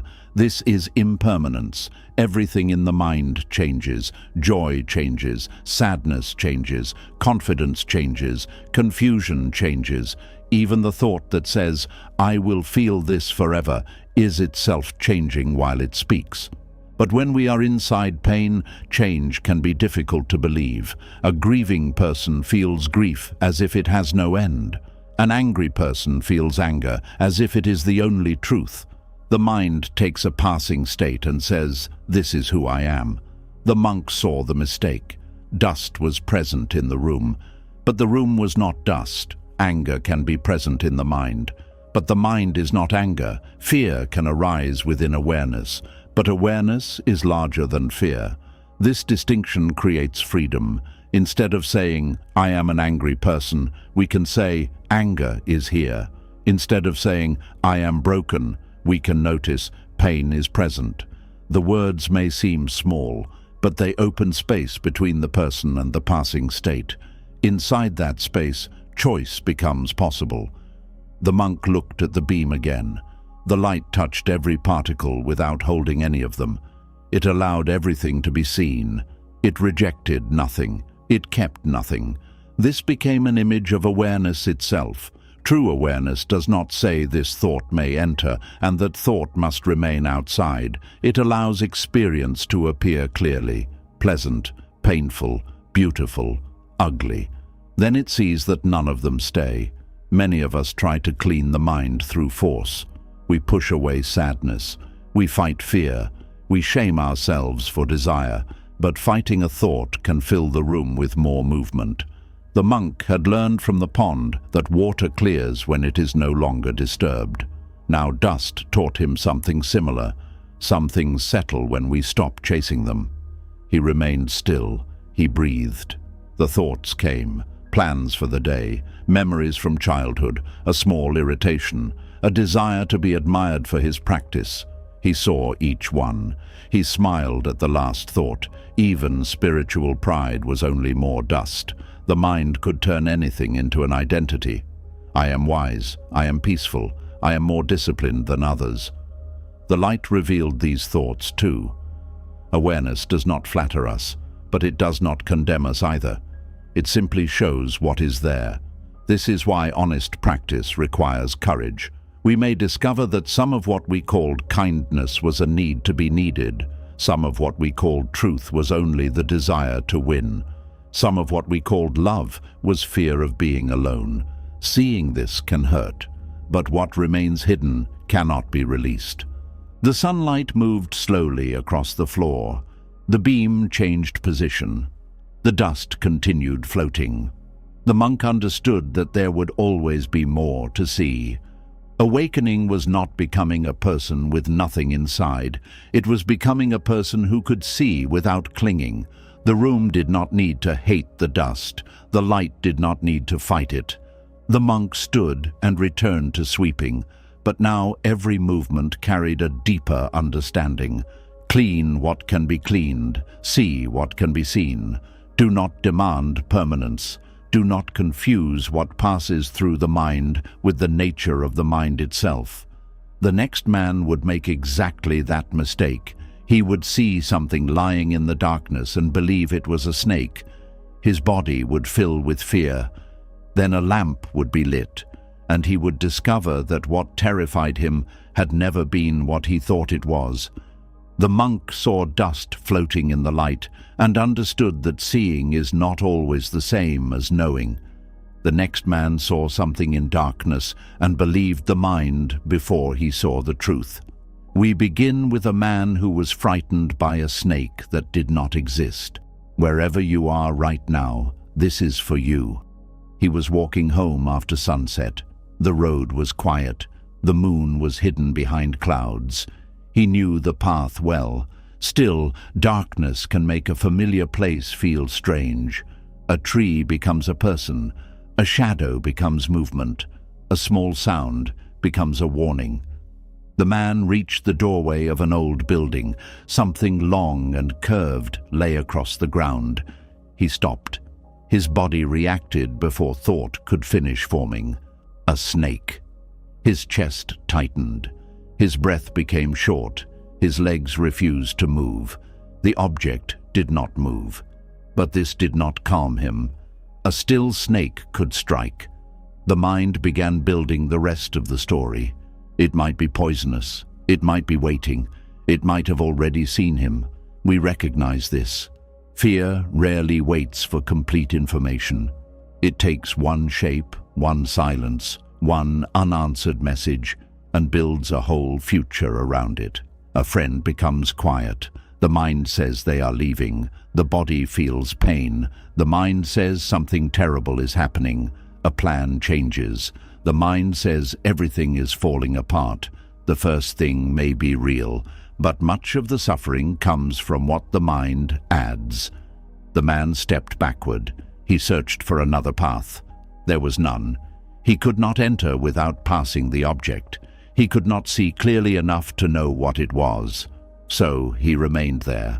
The longer he stared, the more certain he became. It must be a snake. This is one of the strange habits of fear.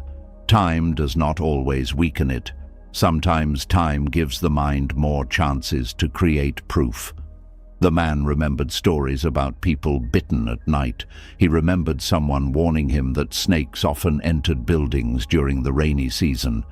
Every memory became evidence. The object still had not moved, but in his mind it had become more dangerous. A traveler approached, carrying a small lamp. He saw the frightened man standing outside. "What are you waiting for?" he asked. "There is a snake," the man whispered. The traveler raised the lamp. Light spread across the ground. The snake disappeared. In its place was a rope, old, twisted, harmless. The man stared. His fear did not leave immediately. The body still carried the message it had received. Danger. Run. Protect yourself. But now he could see that the danger had never been where he thought it was. The rope had not become harmless when the light touched it. It had always been harmless. The light only corrected the mind. This is why Buddhist teaching speaks so often about ignorance. Ignorance does not mean a person is foolish. It means we do not see things as they truly are. We see through fear, through desire, through memory, through expectation. Then we react to what the mind has created.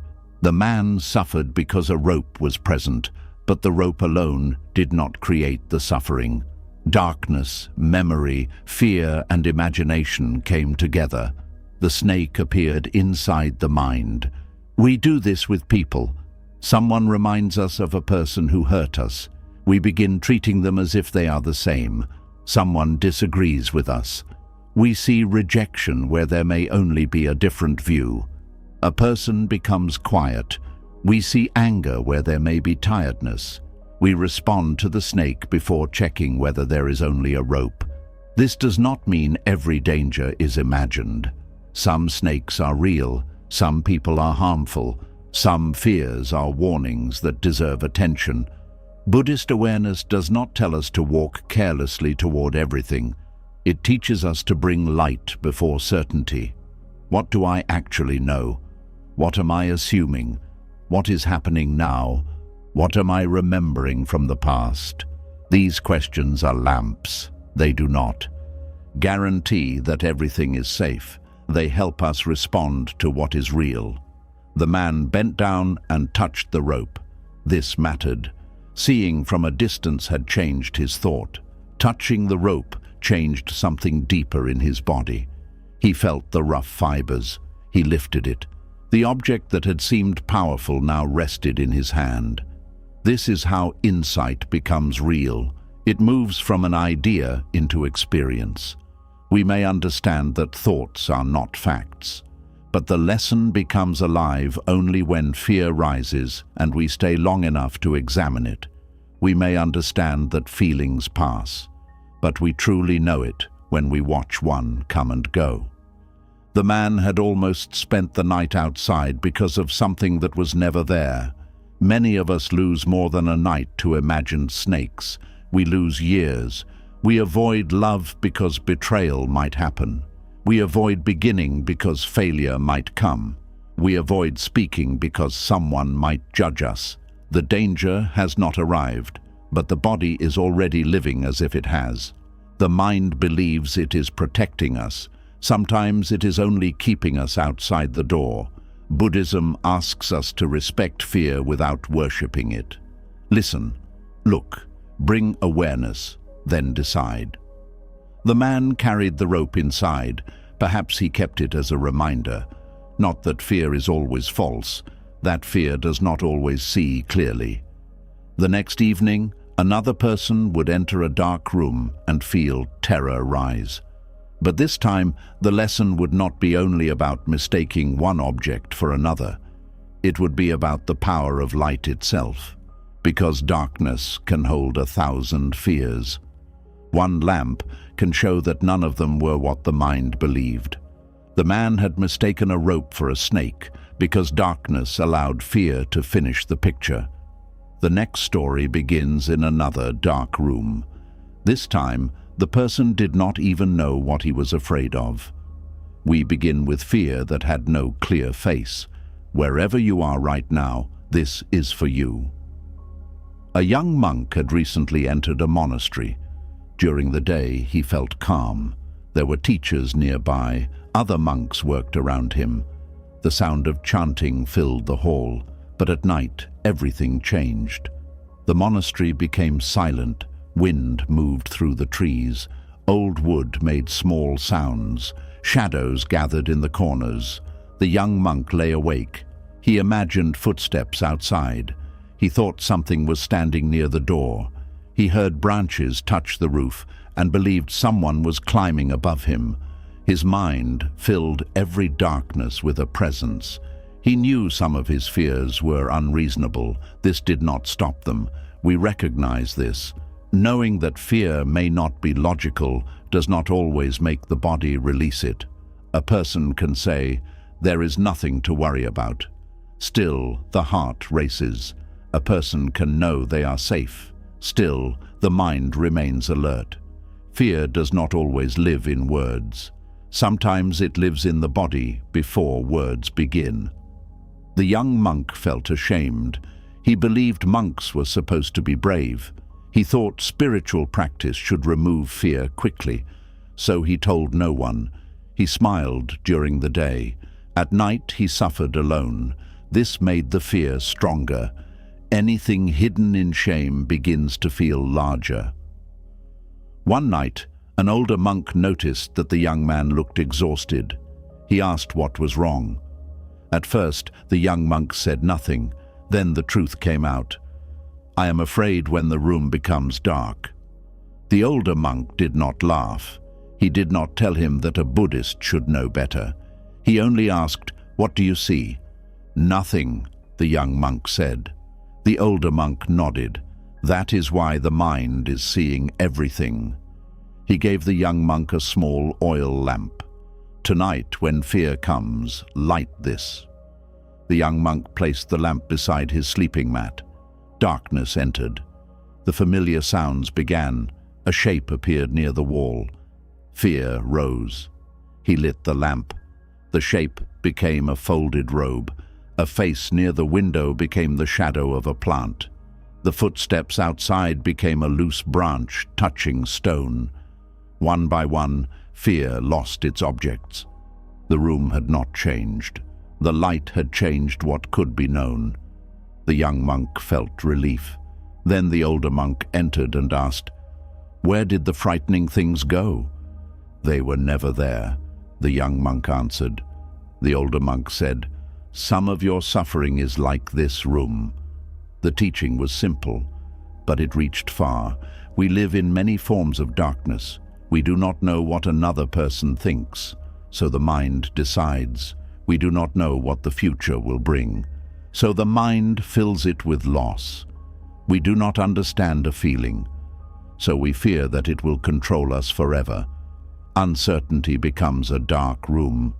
Thought begins placing shapes inside it. The lamp represents awareness. Awareness does not promise that nothing difficult exists. It reveals what is present. Fear often speaks in large words, always, never, everything, nothing. Awareness returns to the specific. What is happening in this moment? I am lying in a room. My heart is beating quickly. A sound is coming from outside. I do not yet know what caused it. This is very different from saying danger is everywhere. The young monk began lighting the lamp each night, but after some time, the older monk gave him another instruction. Before lighting it, stay with the darkness for 3 breaths. The young monk did not like this. He wanted the light immediately, but he followed the instruction. On the first breath, fear rose. On the second, he felt it in his chest. On the third, he noticed that fear itself was changing. Then he lit the lamp. The room became clear. Night after night he practiced. 3 breaths became 5. 5 became 10. He learned that the lamp outside was useful, but another lamp was being lit inside him, the lamp of attention. He could notice a thought before believing it. He could notice tension without calling it danger. He could hear a sound without inventing a person behind it. This is how courage grows in Buddhist practice, not by forcing fear to disappear, by seeing fear clearly enough that it no longer controls every action. The young monk also discovered that some fears remained after the lamp was lit. The room was safe, but fear of failure remained, fear of disappointing his teacher, fear that he would never become wise. No outer lamp could reveal these fears. He had to sit with them. He asked, "What am I protecting?" The answer was often an image of himself. He wanted to appear calm. He wanted to become a perfect monk. He wanted people to believe he was progressing. His fear was connected to attachment to praise, attachment to success, attachment to a future version of himself. When he saw this, the fear became less mysterious. It had causes. What has causes can be understood.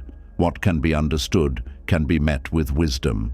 Many of us try to remove fear by controlling the whole world. We want guarantees. We want people never to leave. We want the body never to change. We want plans never to fail. But no lamp can turn life into certainty. The Buddhist path gives us a different kind of light. Everything changes. Feelings arise and pass. The mind creates stories. Awareness can see them. Compassion can hold what remains. The young monk did not become fearless. He became less frightened of fear itself. That is a deeper freedom. Fear could enter the room, but it no longer owned the room. Years later, he kept the old lamp near his mat. Not because he needed it every night, because it reminded him that darkness does not prove danger. Uncertainty does not prove disaster. A frightened thought does not prove a frightening future. One night, while the monastery slept, someone entered quietly. This time, the danger was not imagined. A thief had come looking for something valuable, but he chose the room of a monk who owned almost nothing. And when the monk woke, the thief would discover that an empty room can reveal the poverty of craving. The young monk learned that awareness can reveal what darkness hides. The next man entered the darkness, hoping it would hide him. We begin with a thief who entered a monk's room and found nothing worth stealing. Wherever you are right now, this is for you. The thief had watched the monastery for several days. Visitors often brought gifts, food, cloth, coins. He believed some of these things must be kept inside. He waited until the moon disappeared behind clouds. Then he climbed over a low wall. He moved quietly through the courtyard. Everyone seemed asleep. The thief reached a small room near the edge of the monastery. He opened the door and entered. The room was almost empty. A sleeping mat, a bowl, a folded robe, a small lamp. Nothing more. The monk who lived there was awake. He had heard the door, but he remained still. The thief searched the room. He looked beneath the mat. He touched the walls. He opened the bowl. Nothing. His frustration grew. He had risked being caught for an empty room. The monk sat up. The thief froze. For a moment, neither spoke. Then the monk said, "You have traveled far to visit me. It would be rude to let you leave with nothing." The thief did not understand. The monk removed his outer robe and held it out. "Take this." The thief stared. He had entered expecting resistance, perhaps shouting, perhaps fear. He had prepared himself to run or fight. He had not prepared for generosity. We recognize this. Our minds often prepare for the reaction we expect. When it does not arrive, we suddenly see our own actions more clearly. Anger thrown at calm becomes visible. Cruelty met with compassion becomes difficult to justify. The thief took the robe. He left the room quickly. Outside, the night was cold. The clouds moved. Moonlight spread across the monastery. The thief looked back. Through the doorway, he saw the monk sitting quietly. The monk looked toward the moon and said softly, "Poor man, I wish I could give him this beautiful moon." The monk had lost his robe, but he did not feel robbed. The thief carried the cloth, but he did not feel rich. This is the strange poverty of craving. It promises that getting something will create enoughness. Then the thing is received. The hunger remains. The thief had believed the monk's room might contain treasure. He discovered something more disturbing. The monk seemed to possess nothing and still had peace. The thief possessed the robe and still felt empty. Who then was poor? Buddhism does not teach that everyone must own nothing. Food, shelter, medicine, and clothing are necessary. Possessions can support life. The suffering begins when we ask them to create an inner security they cannot provide. The thief did not only steal because he needed cloth. He stole because desire had taught him that something outside would complete what felt missing within. But craving has no final object. It says, one more, a little more money, more praise, more control, more proof that we matter. Each object gives temporary relief. Then the emptiness returns. The monk's room was empty in a different way. It was not empty of life. It was empty of unnecessary holding. The monk used a bowl. He wore a robe. He slept on a mat. But these things did not tell him who he was. When the robe left, his identity did not leave with it. This is non-attachment, not refusing to use anything, refusing to become owned by what we own. The thief walked farther into the night. The robe felt heavy, not because the cloth weighed much, because it had been given freely. He could not tell himself he had defeated the monk. The monk had not fought. He could not say the monk deserved the loss. The monk had shown him kindness. For the first time, the thief felt the full shape of what he had become. Sometimes punishment makes a person defend themselves. Compassion leaves them alone with the truth. The next morning, the thief returned. He stood outside the monk's room. The monk was still wearing only his simple inner cloth. The thief placed the robe on the ground. Perhaps he expected anger now. The monk only looked at him. "Why did you return?" The thief said, "I took your robe, but all night I felt that you had given me something I could not carry." The monk understood. Kindness can become a mirror. The thief lowered his head. He confessed that he had spent years taking from others. Each time he believed the next object would make life easier. But fear followed every theft. He feared being caught. He feared losing what he had taken. He feared other thieves. The things he stole never became his security. They became new worries. The monk invited him to sit. He did not begin with a lecture. He asked whether the thief was hungry. They shared food from the same bowl. This simple act changed the man. He had entered as someone who saw the monk only as a person to steal from. Now he sat across from him as another human being. Buddhist compassion does this. It refuses to reduce a person to their worst action. This does not mean harmful actions have no consequences. Trust may need time. A community must still be protected. But no person is only one moment. The thief had practiced taking. He could also learn to practice giving. He had practiced hiding. He could learn honesty. The mind becomes shaped by what it repeatedly does. This is karma moving in the present. The thief began returning to the monastery. At first he did small work, carrying water, repairing a broken wall, sweeping the courtyard. His hands, once trained to take unseen, began serving where everyone could see. The change was not immediate. Craving returned. Old habits called him back, but now he had seen another kind of wealth. A person could own almost nothing and not be afraid. A person could lose a robe and still look at the moon. The thief had entered an empty house, but the house was empty only of objects. It was full of peace, full of awareness, full of compassion. He had gone there hoping to steal something valuable. Instead, he discovered that the most valuable thing could not be taken. It had to be practiced. The monk gave away a robe. The thief began giving away the life he had known. And the next story begins with another monk who also owned almost nothing. A thief would enter his room, but this monk would discover an even deeper freedom. When there is nothing left to protect, fear has nowhere to build its home. The thief who entered the empty room discovered that peace could not be stolen. The next monk had learned this truth so deeply that even danger could not find anything inside him to threaten. We begin with a monk who had nothing left to lose.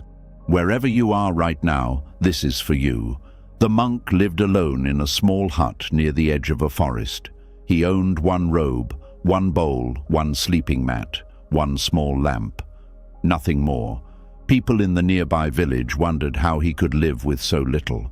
The monk wondered how they could carry so much. One night, a robber entered the hut.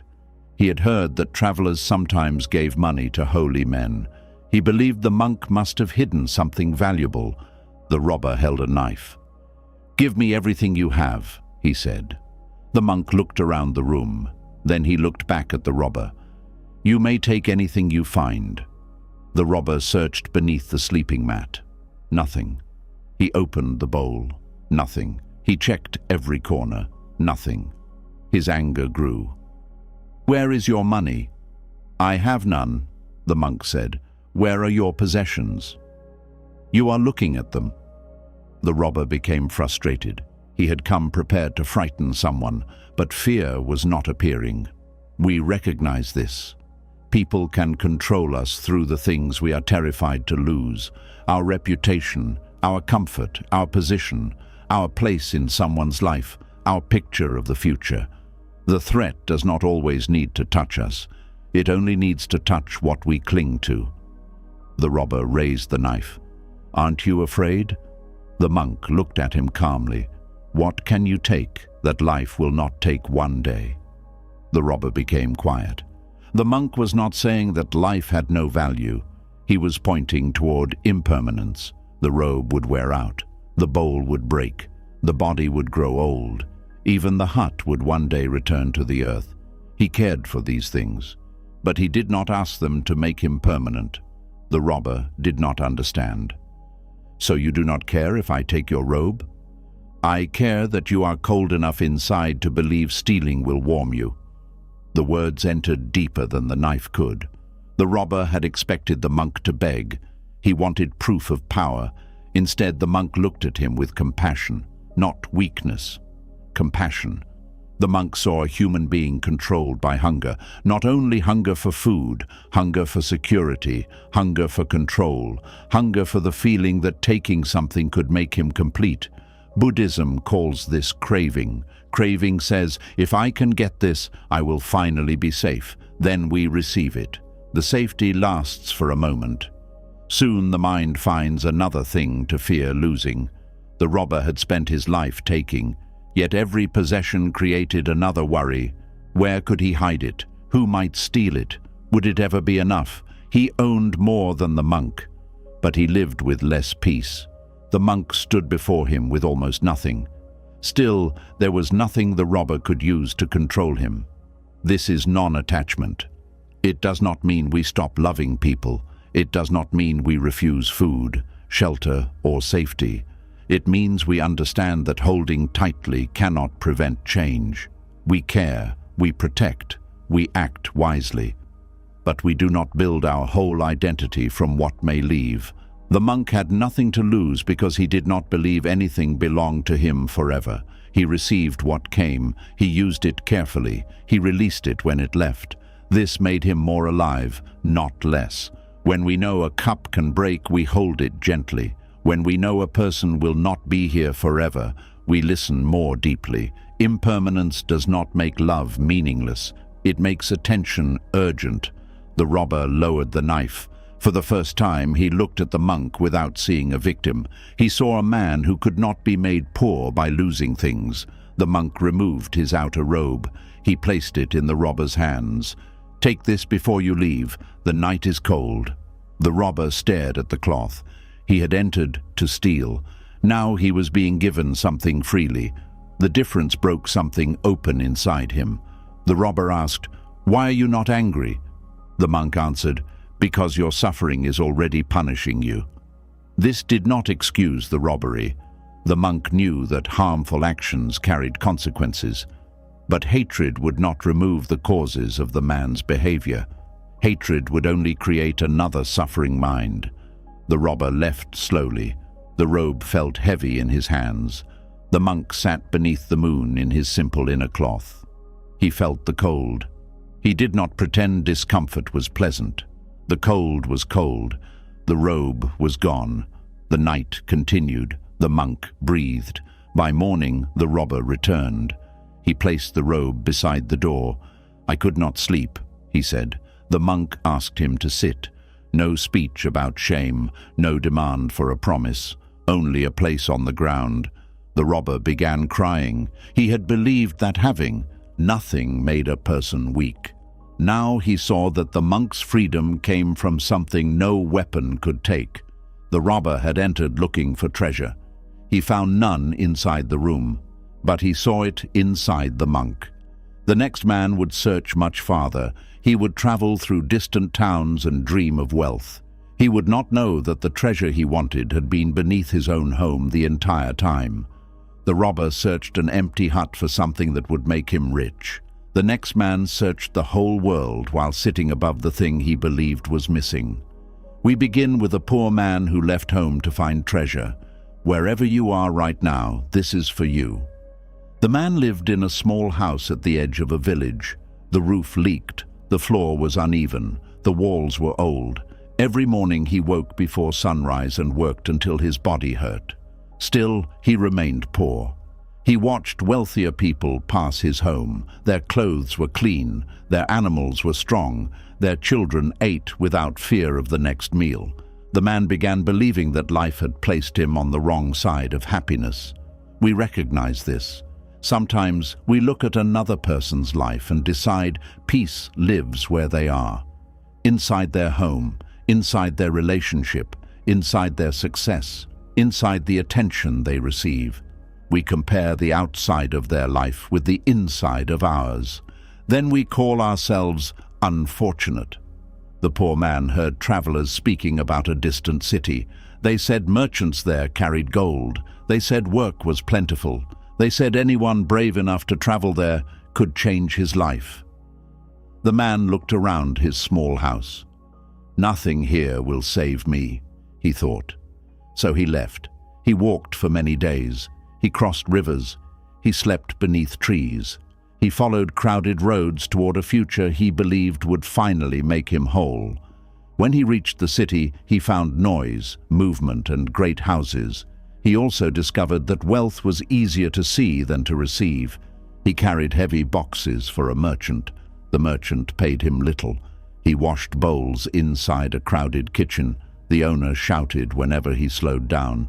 He guarded a store at night and slept during the day. Years began passing. The man saved a few coins. Then sickness took them. He began again. Each time he came close to having enough, something changed. Still, he told himself peace was near. One more year, one better job, one lucky meeting. The future became the place where he lived. The present became something he only survived. This is another form of craving. Craving does not only say, "I want something," it says, "I cannot be whole until I receive it." The man placed his life on the other side of an achievement. Money first, then peace. Success first, then dignity. Recognition first, then I will believe I matter. One night, he slept near the city gate. He dreamed that a voice told him to return home. "There is treasure beneath the floor where you used to sleep." He woke and laughed. A dream was not enough to make him abandon the city. The next night he dreamed the same thing. Return home. Dig beneath the place where your sleeping mat once rested. The third night, the voice returned. The man had spent years searching and still had almost nothing. So he began the long walk home. When he reached his village, the house looked smaller than he remembered. Dust covered the doorway. Part of the roof had fallen. Weeds grew near the walls. He entered and stood where his sleeping mat had once been. Then he began digging. At first he found only hard earth. His hands blistered. His back hurt. The mind told him he had followed a foolish dream, but he continued. Then his tools struck something solid. He cleared the soil and found an old clay jar. His hands shook as he opened it. Inside were coins and jewels placed there long before he was born. The man sat on the floor, unable to speak. The treasure had been beneath him during every hungry night. It had been there while he stared at the homes of wealthy people. It had been there when he decided nothing in his life could save him. He had traveled far to discover what was already near. Buddhist teachers use stories like this to point toward the treasure hidden within human life. We search outside for the peace that awareness can reveal inside. We ask praise to give us worth. We ask possessions to give us safety. We ask another person to make us complete. These things may bring comfort. They can support life, but they cannot create the deepest freedom. The treasure beneath the house is the human capacity to awaken, the capacity to see clearly, to understand suffering, to practice compassion, to stop obeying every fearful thought, to release what the mind has been carrying. This possibility is already present, but like buried treasure, it may remain unused. The man had lived above wealth without knowing it. Many people live beside peace, but never become still enough to notice it. The breath enters, the breath leaves, the present is open, but the mind keeps traveling toward another city. When I achieve this, when they choose me, when the pain ends, then I will begin living. The poor man's journey was not useless. The city taught him that distance alone does not create fulfillment. Hard work taught him patience. Loss taught him how uncertain possessions could be. Sometimes we search outside before we understand what looking within means. But the story asks us not to spend our entire life traveling away from ourselves. What if the thing we are searching for is not another object? What if the voice saying not enough is the first thing that must be understood? The man repaired his house. He used the treasure carefully. But the deepest change was not in the roof or the walls. He no longer believed that poverty made him worthless. He had confused his conditions with his identity. Conditions can be difficult. They may require real action, but they do not reveal the full value of a human being. The man kept the empty clay jar as a reminder. Before crossing the world looking for what is missing, look beneath the place where you already stand. The next man would also carry hidden treasure, but his treasure was even closer. It was not beneath his house. It had been sewn inside his own robe by a friend. He would wander in poverty while wearing a jewel he did not know was there. The poor man discovered treasure beneath the home he had abandoned. The next man carried treasure on his own body and still lived as if he had nothing. We begin with a traveler who did not know what had been sewn into his robe. Wherever you are right now, this is for you. The traveler once visited an old friend. His friend was wealthy, but wealth had not made him proud. He welcomed the traveler warmly. They ate together. They spoke about the years that had passed. The traveler admitted that his life had become difficult. Work was uncertain. Food was sometimes hard to find. He moved from place to place, hoping his fortune would change. The wealthy friend listened. He wanted to help, but the traveler was exhausted. After eating, he fell into a deep sleep. The wealthy friend was called away before morning. He did not want to wake the sleeping traveler, so he took a valuable jewel and secretly sewed it into the lining of the man's robe. The jewel was worth enough to end his poverty. The friend believed the traveler would discover it later. Then he left. The traveler woke alone. He saw that his friend was gone. He felt disappointed. He had hoped for help. He searched the room for a note or gift. He found nothing. So he continued his journey wearing the same old robe. We recognize this. Sometimes help is present in a form we do not recognize. We expect life to answer in one way. When the answer comes differently, we decide no answer came. The traveler went from town to town. He accepted hard work for little food. Some nights, he slept outside. When winter came, he pulled the robe tightly around himself. The jewel remained hidden within it. He begged from people who possessed less value than he carried. He bowed before people who treated him badly. He began believing poverty was his nature. This is what suffering can do. A condition becomes an identity. I am struggling becomes I am a failure. I am alone becomes I am unlovable. I feel afraid becomes I am weak. The traveler forgot that conditions change. He wore poverty in the mind more tightly than he wore the robe. Years passed. The cloth became faded. The lining began to tear. Still, he did not notice the jewel. One day, he returned to the town where his old friend lived. The wealthy friend saw him on the road. He was shocked. The traveler looked thin and tired. His robe was worn. "Why are you living like this?" the friend asked. The traveler laughed bitterly. "What choice do I have? I gave you a jewel years ago." The traveler stared at him. "You gave me nothing. I woke and you were gone." The friend reached toward the old robe. He opened the lining where he had placed the jewel. There it was, still bright, still valuable. The traveler could not speak. He had carried the answer through hunger, cold, shame, and fear. He had never been without the jewel. He had only been unaware of it. Buddhist tradition uses the hidden jewel as an image of our capacity for awakening, not as a fixed soul hidden inside us, not as an excuse to believe we are already perfect. It points toward the wisdom and compassion that confusion keeps unseen. A person may live for years believing anger is their nature, but awareness can be developed. A person may believe fear owns the mind, but courage can be practiced. A person may feel trapped by old habits, but habits are conditions. They are not permanent identities. The jewel is the possibility of waking up, but it cannot help us while it remains undiscovered.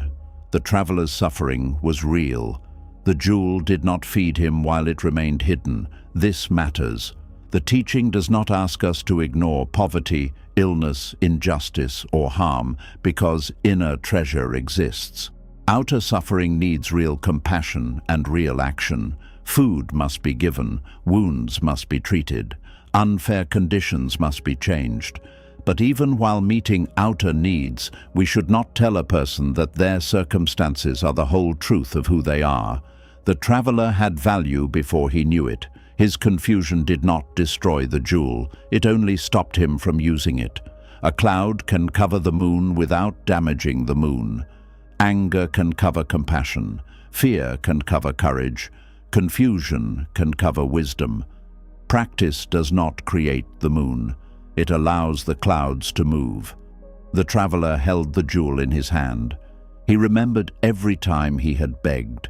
Every night he believed no help existed. Regret rose. "I wasted years," he said. His friend answered, "Do not waste this moment grieving over the moments already gone."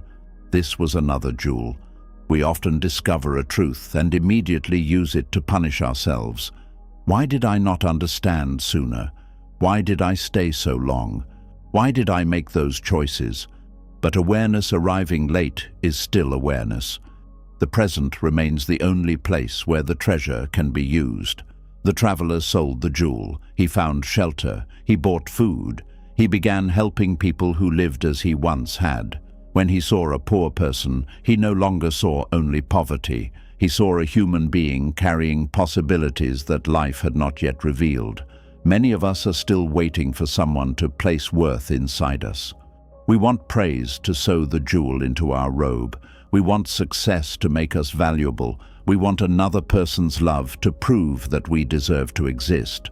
But the story says the deepest capacity is already present. It must be discovered, developed, used. Compassion grows when practiced. Wisdom becomes clear when the mind is observed. Freedom deepens each time we stop obeying craving. The traveler had worn the jewel along every road. Now he walked differently, not because the robe had changed, because he knew what it carried. The next story begins beside another road and another river. A traveler would build a raft to escape danger. The raft would save his life. Then he would face a new question. What should we do with a teaching after it has carried us safely to the other shore?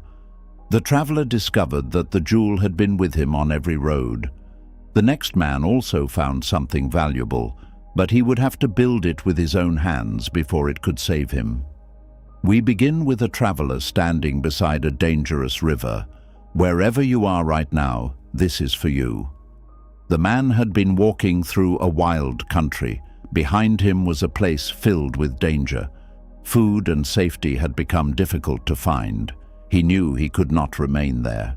In front of him was a wide river. The current was strong.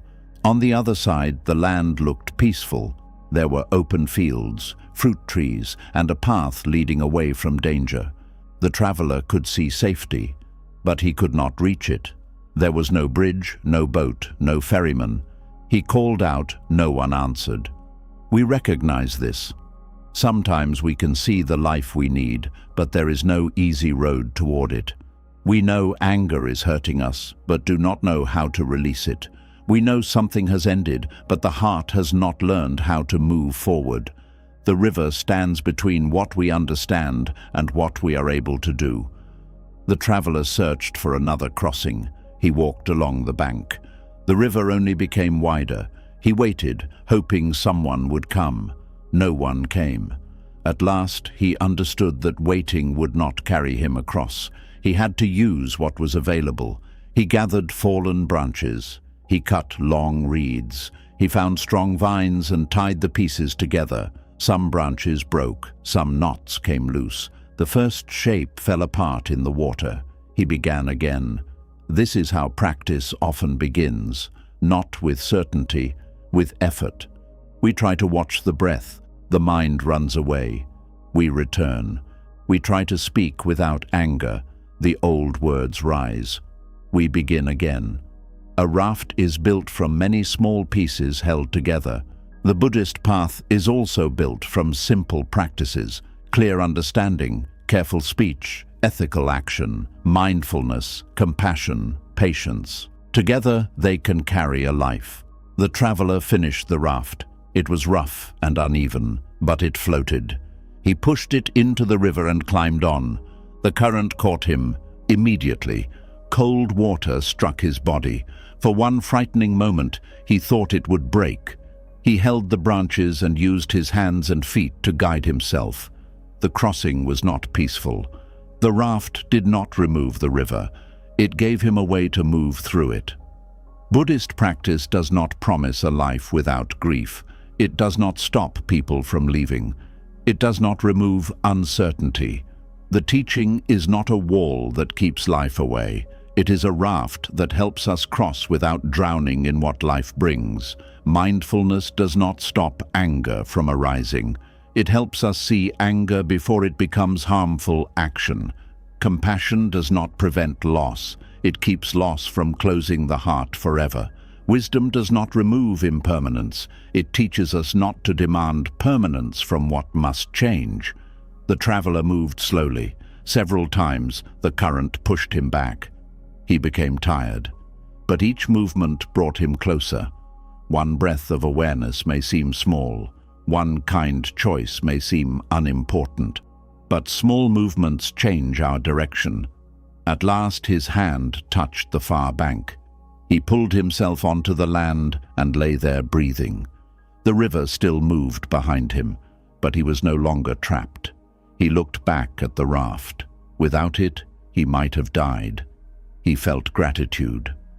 The Buddha used a story like this to explain the purpose of his teaching. The Dharma is for crossing. It helps us move from confusion toward understanding, from craving toward freedom, from cruelty toward compassion. But the raft is valuable because it is used. It is not the shore itself. Words about peace are not peace. Ideas about awakening are not awakening. The teaching must enter the way we live. A person may memorize many teachings and still remain on the dangerous bank. They may describe the raft perfectly, but until they enter the water and practice, they have not crossed. We often collect teachings because collecting feels safer than changing. We listen. We agree. Then anger arrives, and we speak, as we always have. Fear arrives, and we run toward the same old hiding place. The raft remains on the shore. The traveler trusted the raft enough to use it, but he did not expect it to cross for him. No teacher can practice for us. The path can guide. We must walk. The raft can carry. We must enter the water. The traveler stood and looked toward the peaceful path ahead. He had crossed. Now another question appeared. What should he do with the raft? Gratitude said it had saved him. Attachment whispered that he must never leave it. So instead of placing it beside the river, the man lifted the heavy raft onto his shoulders, and the thing that had carried him toward freedom began to become the next burden he would have to release. The raft had done exactly what the traveler needed. It had carried him across the river. But the man confused gratitude with attachment. We begin with someone who reached safety and still refused to put down the thing that saved him. Wherever you are right now, this is for you. The traveler stood on the peaceful bank. Behind him was danger. Before him, a clear path moved through open fields. He could have continued easily. Instead, he looked at the raft. These branches saved my life, he thought. How could I leave them here? So he tied the raft more tightly and lifted it onto his shoulders. The wet branches pressed against his back. The vines pulled at his skin. The raft that had floated lightly on water became heavy on land. Still, the traveler began walking. At first, he felt proud. He believed carrying the raft showed respect. When people asked why he was struggling, he told them about the river. "This raft carried me away from danger," he said. They asked, "But why are you carrying it now?" The traveler thought they did not understand. They had not felt the current. They did not know what the raft meant to him. We recognize this. Sometimes the thing that once protected us becomes the thing we cannot release. A person learns to stay silent in a dangerous home. Years later, they still cannot speak among people who love them. Someone is betrayed. Suspicion follows them into every new relationship. The raft was not wrong. It was useful in the river. The problem began when the traveler used it on dry land. This is a deep Buddhist lesson. A habit or belief may help us at one stage of the path, but wisdom must notice when conditions have changed. The traveler continued walking. The path climbed a hill. His breathing became heavy. Other people moved freely ahead of him. He carried a river behind his head. Every few steps, the raft caught on a branch. The peaceful land had become difficult because he had brought the old crossing into the new place. Many of us do this. The past ends outside us before it ends inside us. We enter a new day, carrying yesterday's fear. We meet a new person while holding an old person's mistake. Sometimes the road is not the whole burden. Sometimes we are carrying a raft. An old monk met the traveler along the path. "What are you carrying?" he asked. "My raft." "Why?" "It saved my life." The monk nodded. "Then it was a good raft." The traveler felt understood, but the monk continued. "A good raft carries a person across water. A foolish person carries the raft across land." The traveler became defensive. "Would you have me abandon the thing that helped me?" The monk said, "Leave the raft without abandoning the lesson." The word stopped him. He had believed there were only two choices: carry the raft forever or become ungrateful. The monk showed him another way. Remember what helped. Honor it. use what was learned, then release the form that is no longer needed. The Buddha described his own teachings this way: the Dharma is a means for crossing, not a weapon for arguments or an object of pride. It is medicine for suffering. When medicine has done its work, we do not worship the bottle. We live the health it helped restore. This does not mean throwing away the path before crossing. A person trapped in anger may need discipline. We do not leave the raft in the middle of the river. Letting go too early is not freedom. The question is, does this still lead toward wisdom and compassion? The traveler lowered the raft. His shoulders continued to feel its weight. The body had become used to carrying it. This happens when we release an old burden. We may leave a harmful relationship and still feel watched. We may forgive and still hear the old argument. Putting something down does not make the weight disappear immediately. The mind needs time to learn that it is free. The traveler sat beside the raft. He remembered the river and his hands pulling against the current. Then he thanked the rough branches. Gratitude allowed him to release them without hatred. We do not have to despise an old version of ourselves in order to outgrow it. The person we were may have done what was necessary to survive. We can say, "You carried me here. You may rest now." The traveler stood. His body felt strangely light. He took one step, then another. The open path was still there. He walked forward, carrying the lesson, but not the raft. This is non-attachment, not forgetting, not disrespecting, knowing how to use something without allowing it to own the rest of our journey. The man had thought letting go meant losing what saved him. Instead, he discovered that the deepest way to honor the raft was to live freely on the shore it helped him reach. These stories were never only about monks, kings, rivers, horses, ropes, or empty rooms. They were about us, about the fear we keep running from, the grief we refuse to put down, the anger we carry long after the moment has passed, the questions that keep the mind busy but never bring peace. Again and again, the Buddhist path returns us to the same truth. Everything changes. Pain rises and passes. Thoughts are not always true. What we cling to becomes heavy. What we meet with awareness begins to loosen. You do not need to become another person to find peace. You only need to see more clearly what you are carrying, what you are believing, and what you are ready to release. The river is still moving. The horse may still return. The rope may still look like a snake in the dark. But now you know to bring a lamp. Before you leave, share one thing in the comments. Which story felt as if it had been waiting for you? Write its number and the lesson you are taking with you. Someone reading your words may realize they are not walking alone. And subscribe to the channel for more Buddhist stories that help the mind become quieter, the heart become lighter, and life become easier to see clearly.